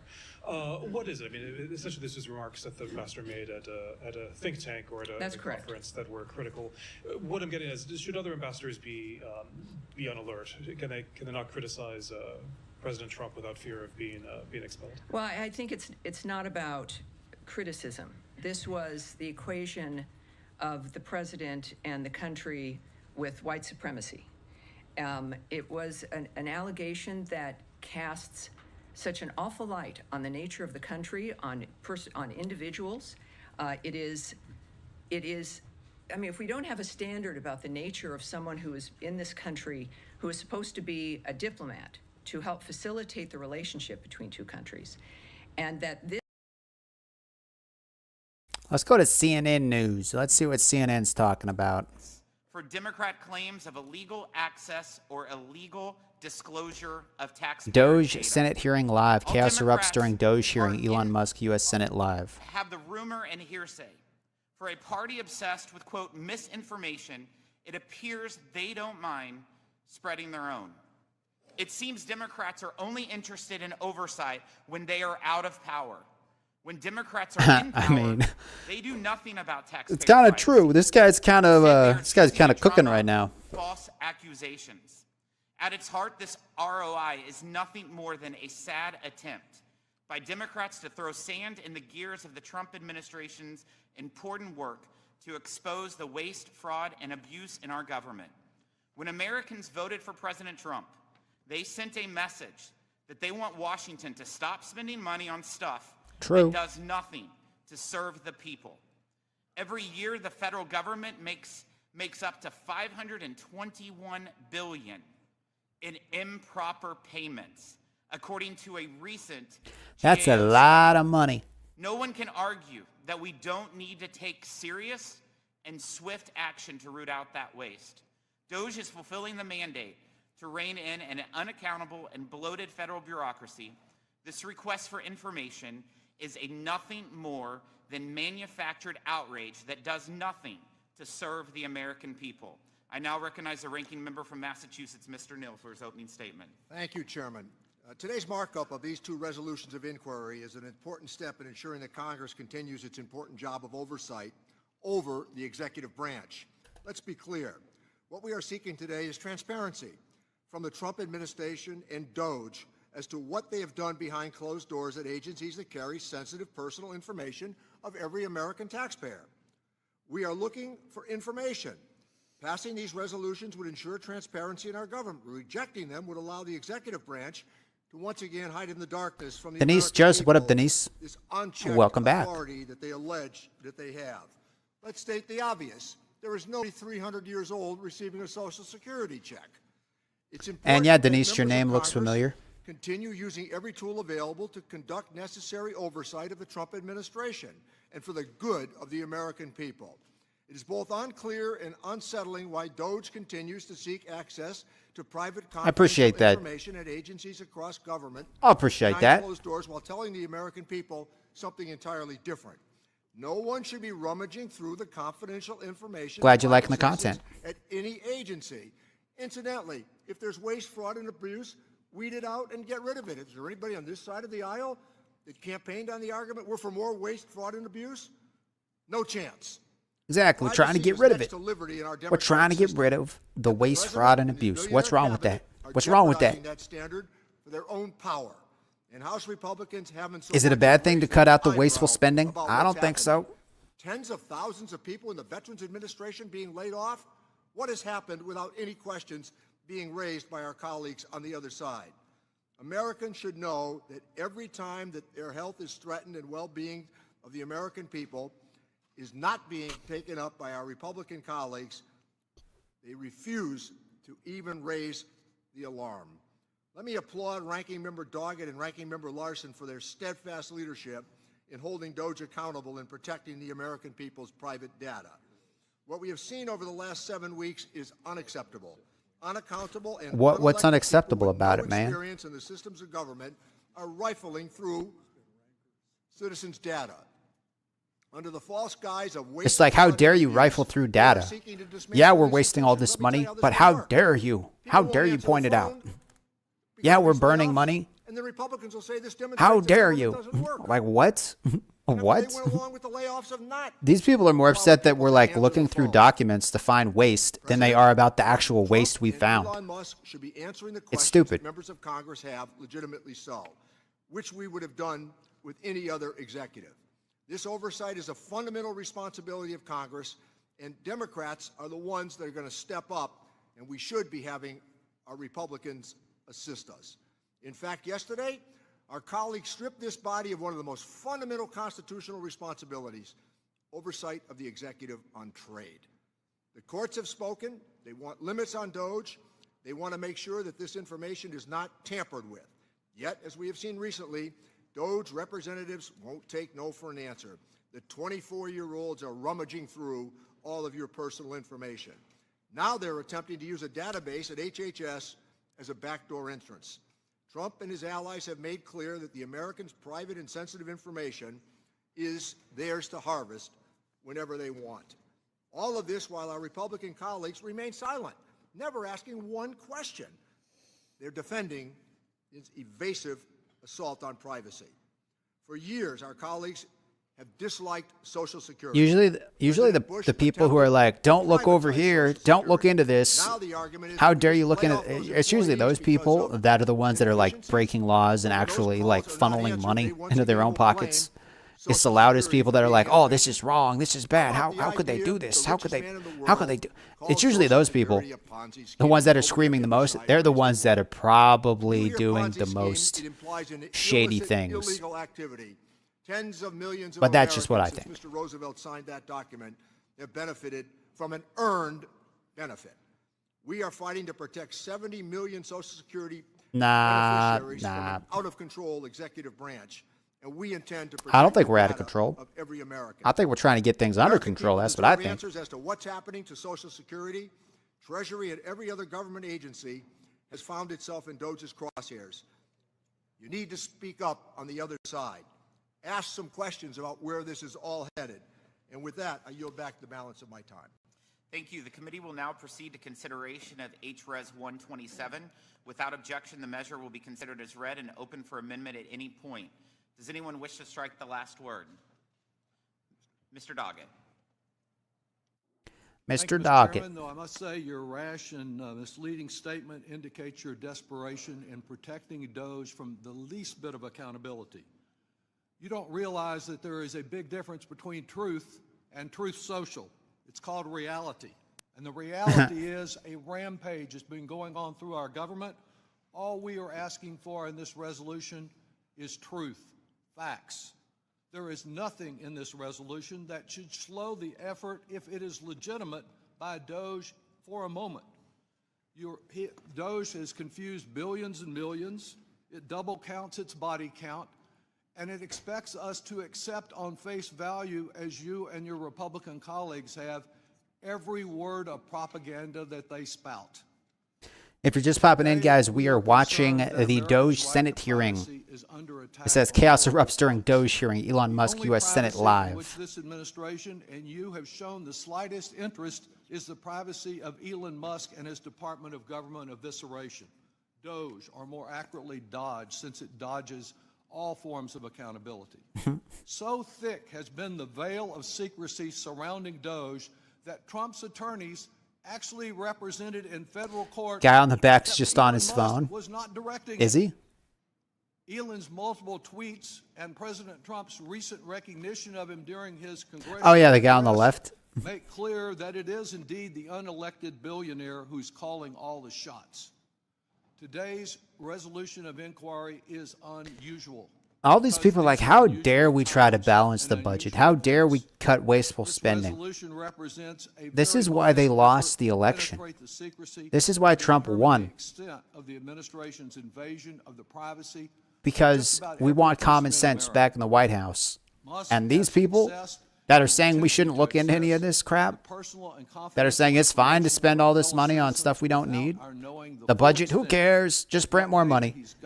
Yeah, there's a reason they didn't get, their side didn't win. Will be used by him, and the names, clearance levels, and the training of the individuals who access the data. That's the kind of facts that we seek today, not to slow any legitimate effort to reduce whatever waste, fraud, and abuse they can find, though we have yet to see a single case of fraud referred for prosecution anywhere, because fraud is a new term used by this administration to simply mean anything they don't like the reasonable administration of the Social Security and Internal Revenue System, like corrupt, which is applied to anyone who has the courage to stand up to this administration. What we have is an extreme breach of privacy. The resolution which I am offering on behalf of every Democratic member of this committee. An extreme breach of privacy, okay. But it's okay for China to steal our information? With TikTok, it's okay to do that? Treasury payment systems. Second, oh, boy. Taxpayer information protected by federal law. And third, the screenshots taken of Treasury payment systems data by a member of DOGE. Tell me how any of that slows a legitimate investigation. No, it does allow a little accountability. It allows the public to know how much damage they've already incurred. This resolution, of course, would be unnecessary had this committee shown the slightest interest, the very slightest interest in protecting privacy. And I think TikTok's back temporarily, and they're trying to decide if they want to have like an American company buy it or partner with China, or if the U.S. government wants to buy it. At the oversight hearing, neither Musk nor anyone from DOGE or the administration showed up to answer a single question. And you're right, a witness testified she had no evidence of any wrongdoing here because she had no evidence of anything about this and was not associated with There's a tree outside my window, and there's like a squirrel sitting on a branch. He's just looking at me. From Musk and Republican plans to declare his birthday a national He's just looking at me and eating a face on twig. Mount Rushmore, the majority has offered nothing but silence as Mr. Trump followed Mr. Musk's directive to fire more veterans than any president in American history and continue to seek highly sensitive private information. One would expect that Republicans who want a legitimate investigation of waste, fraud, and abuse would not leave that witness chair empty this morning. It is empty. It has remained empty, as has their commitment to any responsible oversight over this administration. This committee is supposed to be a guardian of sensitive taxpayer information. Instead, it has I agree, truly. Mr. Musk I agree, man. Given him access to anything he desires. I yield back. Additional members wish to strike the last word. Mr. Thompson. Thank you, Mr. Chairman. I was a little mystified to hear you say that this is all about, quote, stuff that does nothing to serve the American people. I don't believe that's what this is about at all. This is about transparency. The stuff that you claim doesn't serve the American people, we're concerned about, like Social Security, veterans benefits, and Medicare. These all concern the American people. And the American people are fed up with this administration and DOGE. I don't think we're fed up. Our government Nah. payment system Nah. and Trump's doing everything he said he taxpayer was going to do. data. It's understandable why they're worried. A big reason Treasury Trump got and elected was DOGE because refused to answer Elon our said he was going to letters, our help balance the calls, budget, and our cut wasteful requests for spending, information. point out If the you've fraud got and abuse nothing that's going wrong on. and you've got nothing to hide, And America then was like, yeah, that respond sounds to real our good. requests, We're going to vote for and Trump. better yet, So we come did. before this committee. Don't leave the chair And now they're and all upset. testify. Yeah, not My buying it. constituents, the American people, Not and buying it. all of us should be concerned with what DOGE and its leader Elon Musk is doing with our data. Elon Musk receives billions of dollars in government contracts and now has access to the federal payment system and has seen sensitive taxpayer data. To date, he has not filed a financial disclosure. He's not disclosed conflicts of interest, nor given up control of his companies that are receiving billions of dollars in government contracts. We have no assurances that he's not using this information for his own personal gain. In fact, Mr. Musk has already used... Musk is like a billionaire. Musk is like the most wealthy person in the world. Why would he care about all that crap? I think he's got enough money. USDA, EPA, Federal Elections Commission. If he was worried about the money, he would have helped keep Biden in office. Because Biden passed a law that he wanted like all electric vehicles to be the mandate, and all like gas-powered vehicles would be like basically banned eventually. And Trump runs like the biggest electric vehicle company in the world, so that would have really helped out. I mean, not Trump, Elon. Elon Musk runs Tesla, which is the biggest electric vehicle manufacturer in the world. So if Elon was really worried about making money, he would have tried to keep Biden in office. He would have tried to help Kamala win, because those policies that Biden came up with would still be in effect, and Elon would be making the money. But because he's helping balance the budget and he's helping out Trump, he's actually lost money because of it. His stock has gone down because Democrats are crazy and they're like destroying Teslas and trying to burn down Tesla dealerships and crap. So that doesn't really add up there, buddy. Complaining about Elon Musk, President Trump, and DOGE. It seems like the exact opposite, actually. But that's just me. That's just what I think. What do I know? Let's listen to this old man over here who probably doesn't even know how to use a cell phone. Refusing to meet with your constituents who are concerned about these issues. I've never seen such a thing in my entire time in this office. To my Republican colleagues, this problem will not just go away on its own. However, it can go away if you vote for this. Thank you for the likes, guys. Smash that like button if you're enjoying the live stream. If you want to see more of this on your channel, on your YouTube feed, hit that subscribe button. Jay, what up, man? This is the DOGE Senate hearing. The Senate came together and they're talking about DOGE, I guess, and they think how it's corrupt and needs to be stopped. Elon Musk needs to be stopped, apparently. because he's just rifling through all of Americans' data and he's stealing information to make himself more wealthy. Stupid. And let's get disclosure. Pretty let's get stupid. Transparency. But that's And basically let's what's going get on right now. witnesses We're just to watching this it, reacting to it. to tell us what they're doing and answer our questions. On Just behalf basically a bunch our of old grumpy constituents dudes. and the American people. I yield back. Mr. Larson. Thank you, Mr. Chairman. This is indeed a sad morning. Very sad morning. When this committee, the oldest and most continuous in the Congress, neglects its responsibility and essentially holds this hearing today to block any further discussion. The men and women on this committee are good people. They're honest and caring people. And that's why I do not understand why you would relegate this committee to no longer being of significance and resort to saying you will do whatever Elon Musk and Donald Trump tell you to do. Where's the independence of the committee? Jesus, this guy's angry. Where's the legislature? We're an equal branch of government. And you start off with a blather, and yet look at the empty seats here. Where's Elon Musk? This guy's having a moment right now. I'm sure he's a genius and is a very credible person because of the wealth he's accumulated. But that does not put him above the law or the responsibility to come before this committee in this Congress. If he's so great, if these plans and all the fraud and abuse that he found This guy's losing are so it. eminent, why isn't he here explaining it? You know why. Because he's out to privatize Social Security. He's been on television the last couple of days talking exactly about Social Security, Medicare, and Medicaid. This guy's what angry. he intends to do. Privatize it. The American people. I don't think he's ever said that. Born at night, but not last night. People are aware of this.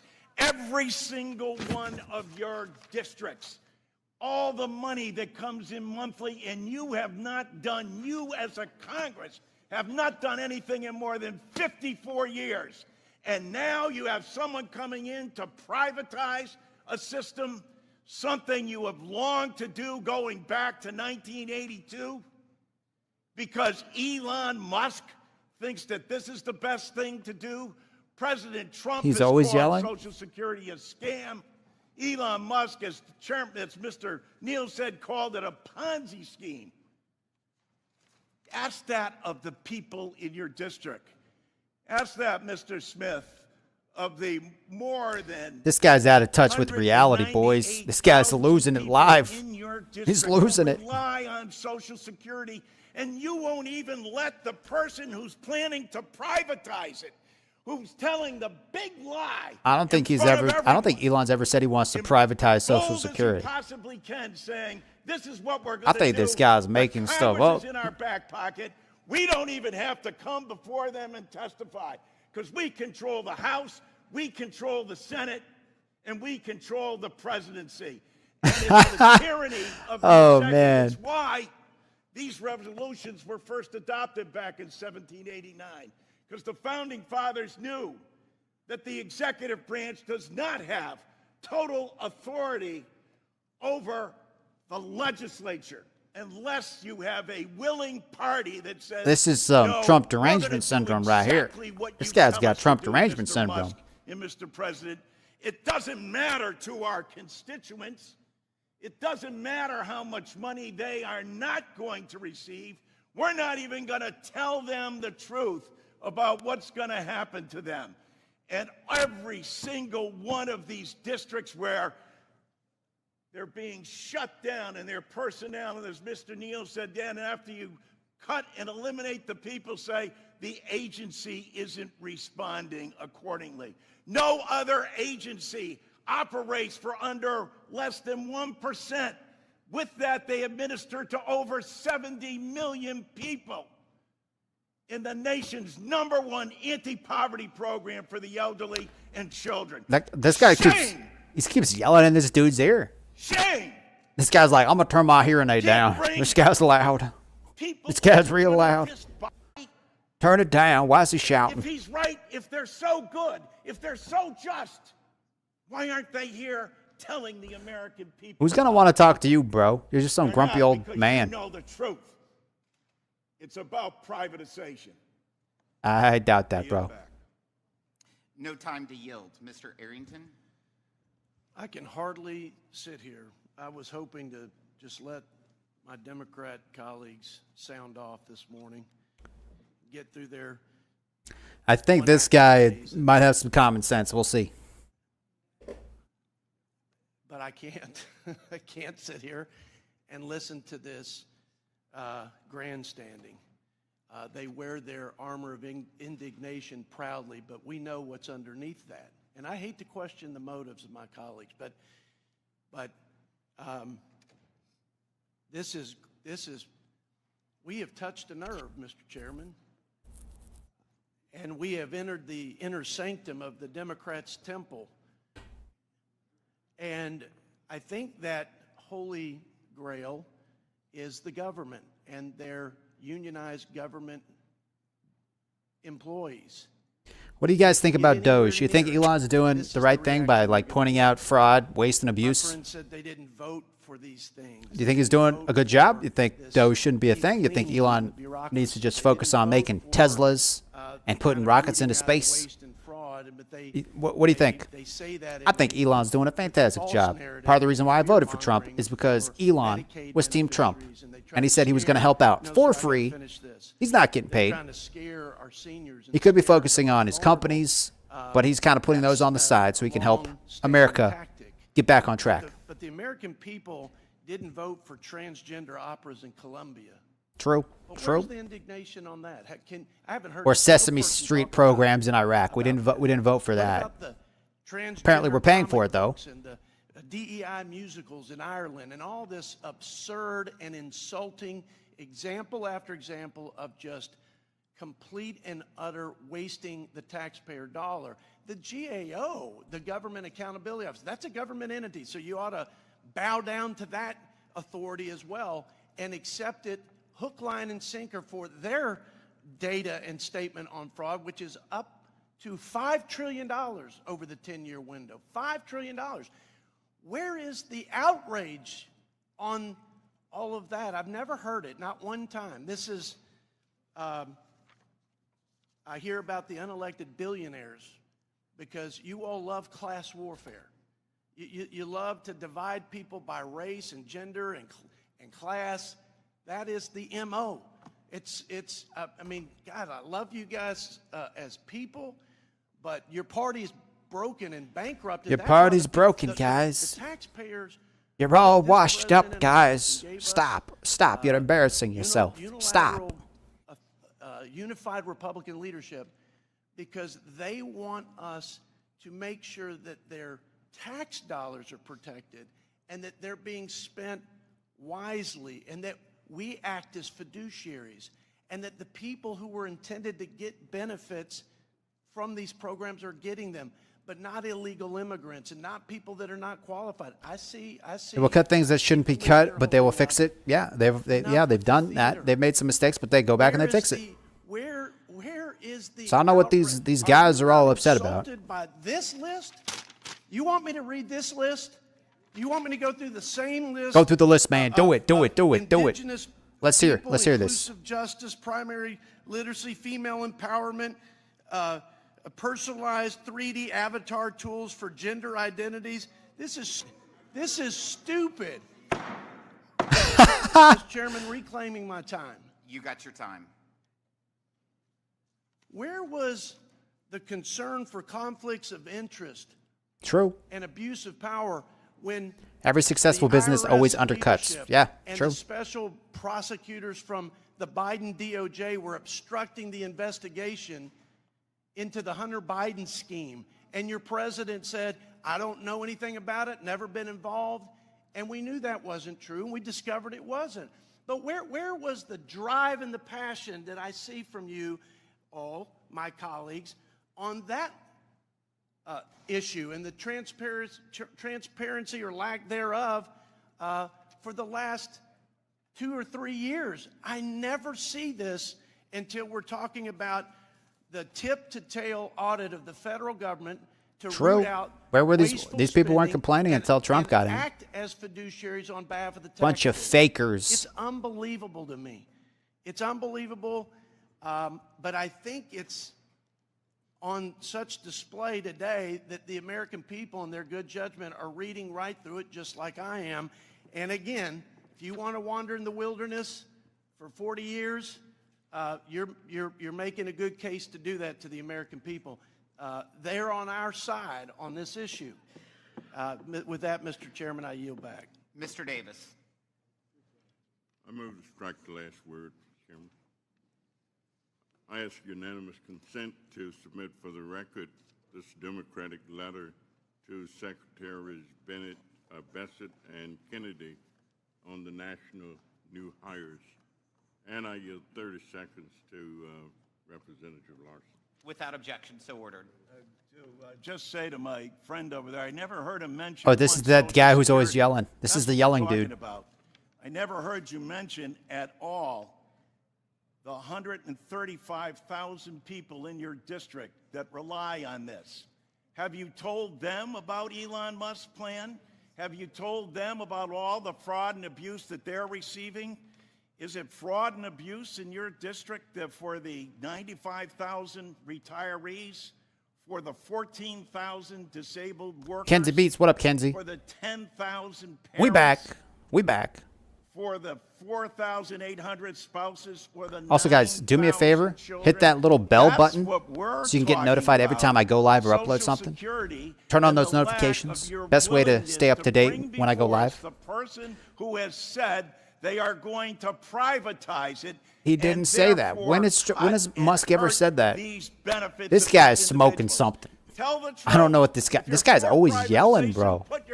Inside voices, man. Jeez. Inside, you need to calm down, bro. Go drink your prune juice, okay? Calm down a little bit. Elon Musk and his hackers My goodness gracious. steal Americans' extremely private financial and health information from the Treasury Department. We don't know if Mr. Musk will illegally stop one's Social Security, tax, or Medicare payments. We don't know if he'll sell our information to the highest bidder. Yeah, and you don't know if he will do those things either, buddy. Or grants to his competitors or people he dislikes. We don't know if the Musk hackers with histories of racism who took screenshots. Yeah, I don't know, Kenzie. That's a good question. And shared it with the Proud Boys.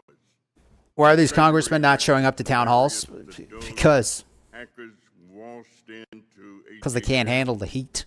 They can't handle the heat. From the child support data sets. This committee has an obligation of oversight. Yet my Republican colleagues objectively refuse to exercise. That didn't seem like they wanted oversight when Biden was in office. They didn't want any oversight then. But oh, they want oversight now? The Republican failure to protect our congressional authority and American privacy is beyond alarming. This Republican oversight failure. If you're just joining the stream, guys, this is the DOGE Senate hearing. Chaos erupts when they talk about DOGE and Elon Musk. Apparently, Democrats really don't like Elon Musk. Though they loved him back when Biden was in office and he was making electric vehicles. Basically, if you were a Democrat, it was a cool thing to do to buy a Tesla because you were saving the planet because it was green energy, electric vehicles. But then when Elon started kind of supporting Trump, kind of moving more to the right, Democrats were like, oh, how dare ya, he's just a Nazi, blah, blah, blah. So many two-faced liars. It's crazy. So much corruption. But we're seeing through it. That's why Trump won, because we see through the lies, guys. America's not stupid. The free ride is over, boys. Would have been rescinded. The free ride is over. 1905, 1.4 billion. FY24 Omni, 20.2 billion. FY25 CR, 20.2 billion. Sum total. Is the guy on the left asleep? Is this guy right here asleep? Is he sleeping? Or is he on his cell phone? I don't know. I honestly don't know. In a real kind of way. Mr. Chairman, this is unfair, unethical, and unconstitutional. I yield back. Ms. Sanchez.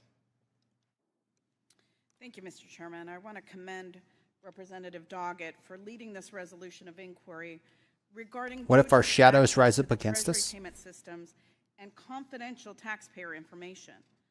The president has allowed Elon Musk to run rampant in federal agencies without any congressional oversight. Particularly egregious, and why we're all here today, is his access to all Treasury Department payments, including payments of Social Security and Medicare benefits. It's almost like they're upset that Elon's looking into who's getting paid, why they're getting paid. They're like, oh, we don't want you to know that. We don't want you to know what we're sending money to, why we're sending the money to these people. It's the people that are yelling the most about, oh, Elon's bad. It's probably those people that are the most corrupt that are actually getting some kind of kickback from all this money that we're printing. All these programs that we don't even need.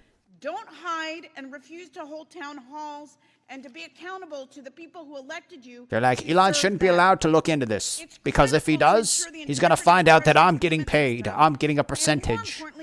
So we need to shut it down. They're going to find out I'm corrupt. It's over, boys. The jig is up.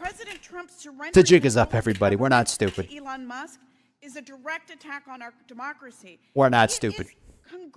Congress's responsibility. It is a congressional responsibility to exert its oversight authority to prevent this constitutional overreach. The presidency is the most powerful position in the world, but a president without congressional oversight is just a king. And we don't have kings in a democracy. This shouldn't be a partisan fight. It's a fight for our democracy. It's a fight for our free and democratic institutions. Democrats are outraged, but we need our Republican colleagues to join us and stand up for the rule of law. You guys talk a great game when it comes to rule of law, but when it comes to exerting Congress's power as a co-equal. We're going back to Fox. We're moved with Title 8, not through the Alien Enemies Act. So, again, it was the right thing. Orders are Tom Homan discusses Trump admin deportations. Mandated President Trump deal with the border crisis, deal with illegal immigration, and deal with illegal alien crime, and that's exactly what we did. We removed terrorists. That should be a celebration. We removed terrorists from this country. We're getting the terrorists out of here. I support 100%. We're getting them out. How do you determine whether somebody We're getting them out. What criteria do you use? To various investigations. You know, a lot of the ways we do it, it's law enforcement sensitive. I'm not going to share all that with you, but you know, whether through social media, through the activities, through their criminal records here and abroad. So you know, this was done a very the review of this issue was at the highest level I've seen. And I think, again, I stand by everything we did this weekend, and I think the president keeping his promise to the American people. We removed terrorists from the country this weekend. I can't believe any media would question the president's ability to remove terrorists. I can't believe it either. What do you say to those who say what do you say to those who claim you're using a 200-year-old law to circumvent due process? An old law? Not as old as the Constitution. We still pay attention to that, don't we? Oh, mic drop. Mic drop, boys. Oh, buddy. View there from right outside of the White House earlier today, speaking to the media there and defending his position as well as President Trump. I think Trump picked the perfect person to help lock down the border. I think Tom Homan's doing a good job. I think he's doing a good job. If you're just popping in, guys, welcome to the stream. We're just watching random news videos that happened recently. This happened 14 hours ago. Trump's going to release the JFK files, I believe, tomorrow. There's just crazy stuff going on, boys. There's crazy stuff going on. One of those pardoned, although he didn't ask for it preemptively. Trump claims January 6th committee pardons are void. I guess because Biden signed a bunch of stuff with AutoPin. It was preemptive. Just we don't even know if Biden actually signed them. Goes after you and other members of the January 6th committee. Crazy stuff. What was your reaction when you saw Trump has put together the Avengers? I agree, man. Declaring your preemptive pardon void and vacant. Well, first off, I'm trying to figure out what he's trying to distract from, because that's what all this is, always a distraction to try to get people's attention, or maybe he hasn't felt like he's gotten enough attention. But look, Jake, it's like, bring it on. Like, honestly, so, we had an election. I fought against Donald Trump. I wanted Kamala Harris to win. January 6th was a big thing, but America made a different choice. Fine. I'm ready to move on. I'm like, look, we made it very clear what happened on January 6th. America made a decision. There is one person that's obsessed about the 6th because he still has been basically deemed guilty in the court of public opinion, and that's Donald Trump, and he can't handle it. He obsessed. It was all a setup, bro. So my reaction to him is like, you know what? We offered to send 10,000 talking about it. Stop National Guard members down. Pretending like you're tough. And Bring Nancy the Pelosi's like, nah. If you really want to do it, because we will crush you in we don't need anybody. It'll make me 3 times more. Things will be fine. Against you. Look, honestly, Jake, I'm ready to move on too. But if he wants to keep bringing it up, bring it up or be quiet. That's how I feel. I want you to take a listen to what President Trump said about the pardons on Air Force One last night. It's not my decision. That'll be up to a court. But I would say that they're null and void, because I'm sure Biden didn't have any idea that it was taking place. Could you hear that okay? I can read that too if you didn't. Yeah. Okay.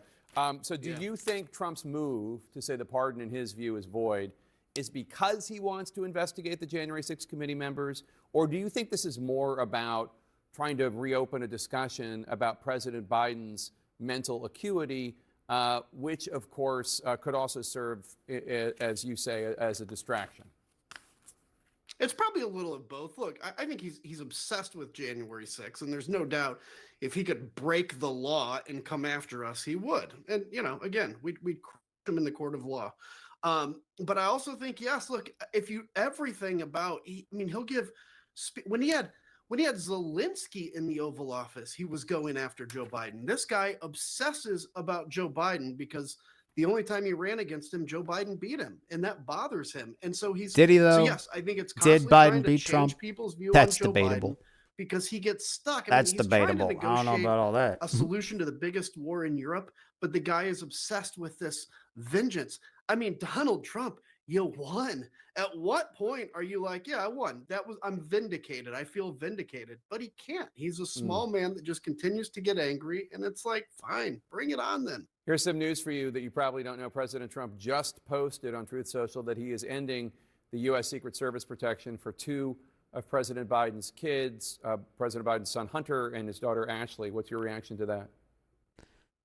It's just childish. I mean, if they want Social Security so they can go to strip clubs. This is just a way for vengeance. And, and smoke cocaine. Was a big supporter of Donald Trump. And smoke pot and do cocaine. Then, I don't think we should be paying for that. On Trump. And, look, I hope the next you got enough money. Doesn't do this to Donald Pay for your own Trump. security. And his family. But I wouldn't be surprised if they do now. He's a very dangerous precedent. And again, this is what happens when you put a 78-year-old toddler in the White House, unfortunately. Former Congressman Adam Kinzinger of Illinois, thanks so much. Yeah, they wanted to throw Trump in jail. Of New York City, Bill de Blasio, along with David Urban. But America saw through the all lies. This other business going on, we saw through it, and that's why Trump won. Challenging the going to the Supreme Court. Won by a landslide. Why pick this fight on pardons, especially when it's not even? I mean, what authority would you have to undo the pardons of a prior president? Yeah, so Aaron, I'm not quite sure he's looking to pick a fight in undoing the pardons. I think it's the broader question here is whether Joe Biden, and I think what the president's trying to drill down on is how much was Joe Biden present for mentally during his tenure as president, especially in the ending months. We all sat and watched the debate, and I think everybody felt very badly for Joe Biden in that instance because it was clear that at least on that instance, on that night, at that debate, he was, almost non-compos mentis. And so I think what Trump is saying is, look, was he all there? Did he have those faculties at the time that he was doing this? And I think that he was questioning that and putting it out for debate. And I think it is worthy for debate on how much the former president was engaged, and I think it's something that the history books will look into a great deal. Perhaps they will. I don't know, though, in the lens of pardons. I mean, I guess we could look back and see who Reagan pardoned in his final days. I don't know. I mean, I'm just saying if we're going to go back to presidents where we knew there were issues at the end, and I'm not saying we do for Biden. I'm just saying with that argument, I would go back to Reagan. Oh, if, sure and we not do. many I mean, others. Aaron, everybody saw it for Biden. Everybody saw it. Yeah, I'm saying I don't medically know anything. We That's could all tell I'm saying. Biden wasn't all I there. understand what we saw. We at the could debate, tell. But Mayor de The news Blasio, media said he was the sharpest attack. What's the precedent We set could by tell. just saying He even a wasn't. pardon is something that, and by the way, I said this think all before. pardons are kind of If they close. think Biden was the sharpest But they attack, exist, then they they're must the rule, think they're the law. And Trump all of a is like sudden I could pardon freaking you and the next person can come in and take Jesus, that away. That's more instability. like the smartest man in the world. There's no verb for unpardon. We don't have any. Yeah. Albert Einstein. Yeah, we just don't Okay. have that, and it never has been in our history. What's worse to me is not just saying, "Oh, we want to undo it because we want to undo it," but it's about January 6th. Now, I remind you, the vast majority of Americans think something really bad happened on January 6th. They saw it with their own eyes. They saw our Capitol attacked and desecrated. So when you think about it, this is really extreme to say, let me go after the committee that was looking into that. Duly constituted committee, bipartisan committee that was looking into that situation. Yeah. We're going to go after them, and in fact, we're going to take away their pardons. That's extremism. That's something I don't think the American public could ever. Why buy would they into. get pardoned? On the auto pen? Like, when did the auto pen become an issue in our society? Like, that's ridiculous. And with all due respect to David, who's a very smart guy, we saw Joe Biden in the final days of his presidency. He was making tons of decisions. He was obviously in charge. His staff was in charge. Was he His obviously in counsel was charge? there. Okay. These were official pardons. There's no two ways about it. I mean, certainly, David, you're not going to argue with the Hunter Biden pardon wasn't done with full knowledge of the president. Listen, I'm hopeful the president would have. I argued on this network that President Trump should have pardoned Hunter Biden, right? So surely Joe Biden should have pardoned him. But yeah, Aaron, look, I think the bigger point that President Trump was trying to make was simply that Joe Biden may not have been cognizant for lots of what was going on during his presidency, trolling a bit. All right, right, and maybe to try to distract from some of the other. Kenzie says, what policies does Trump have that wasn't better than Trump's? Director of Project 2025, right, which had gotten so None. much publicity during. That's the why they campaign, lost. Tells Politico that Trump's second term is aligning with his vision for Project 2025 so well that it is, quote, beyond my wildest dreams. Beyond my wildest dreams. Even though this is what Trump said during the campaign, I'm just giving a few examples here. There are many more where these came from.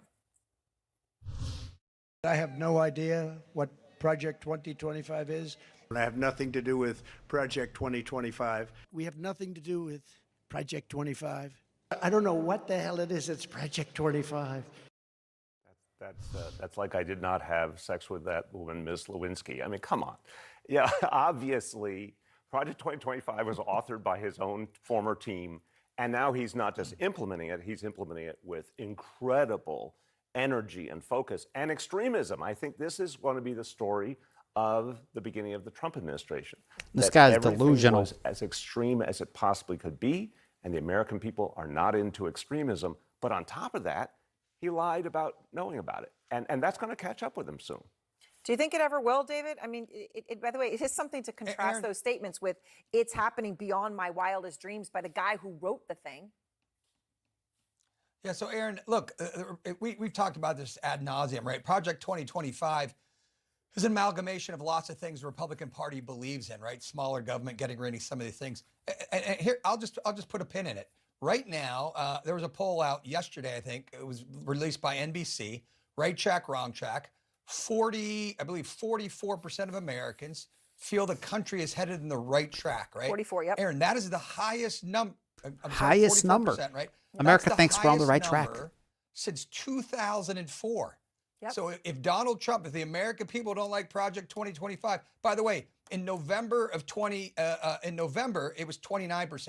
In the Biden administration, it was terrible. So Donald Trump gets elected. The Americans believe the country's headed in the right track. Highest number in 21 years.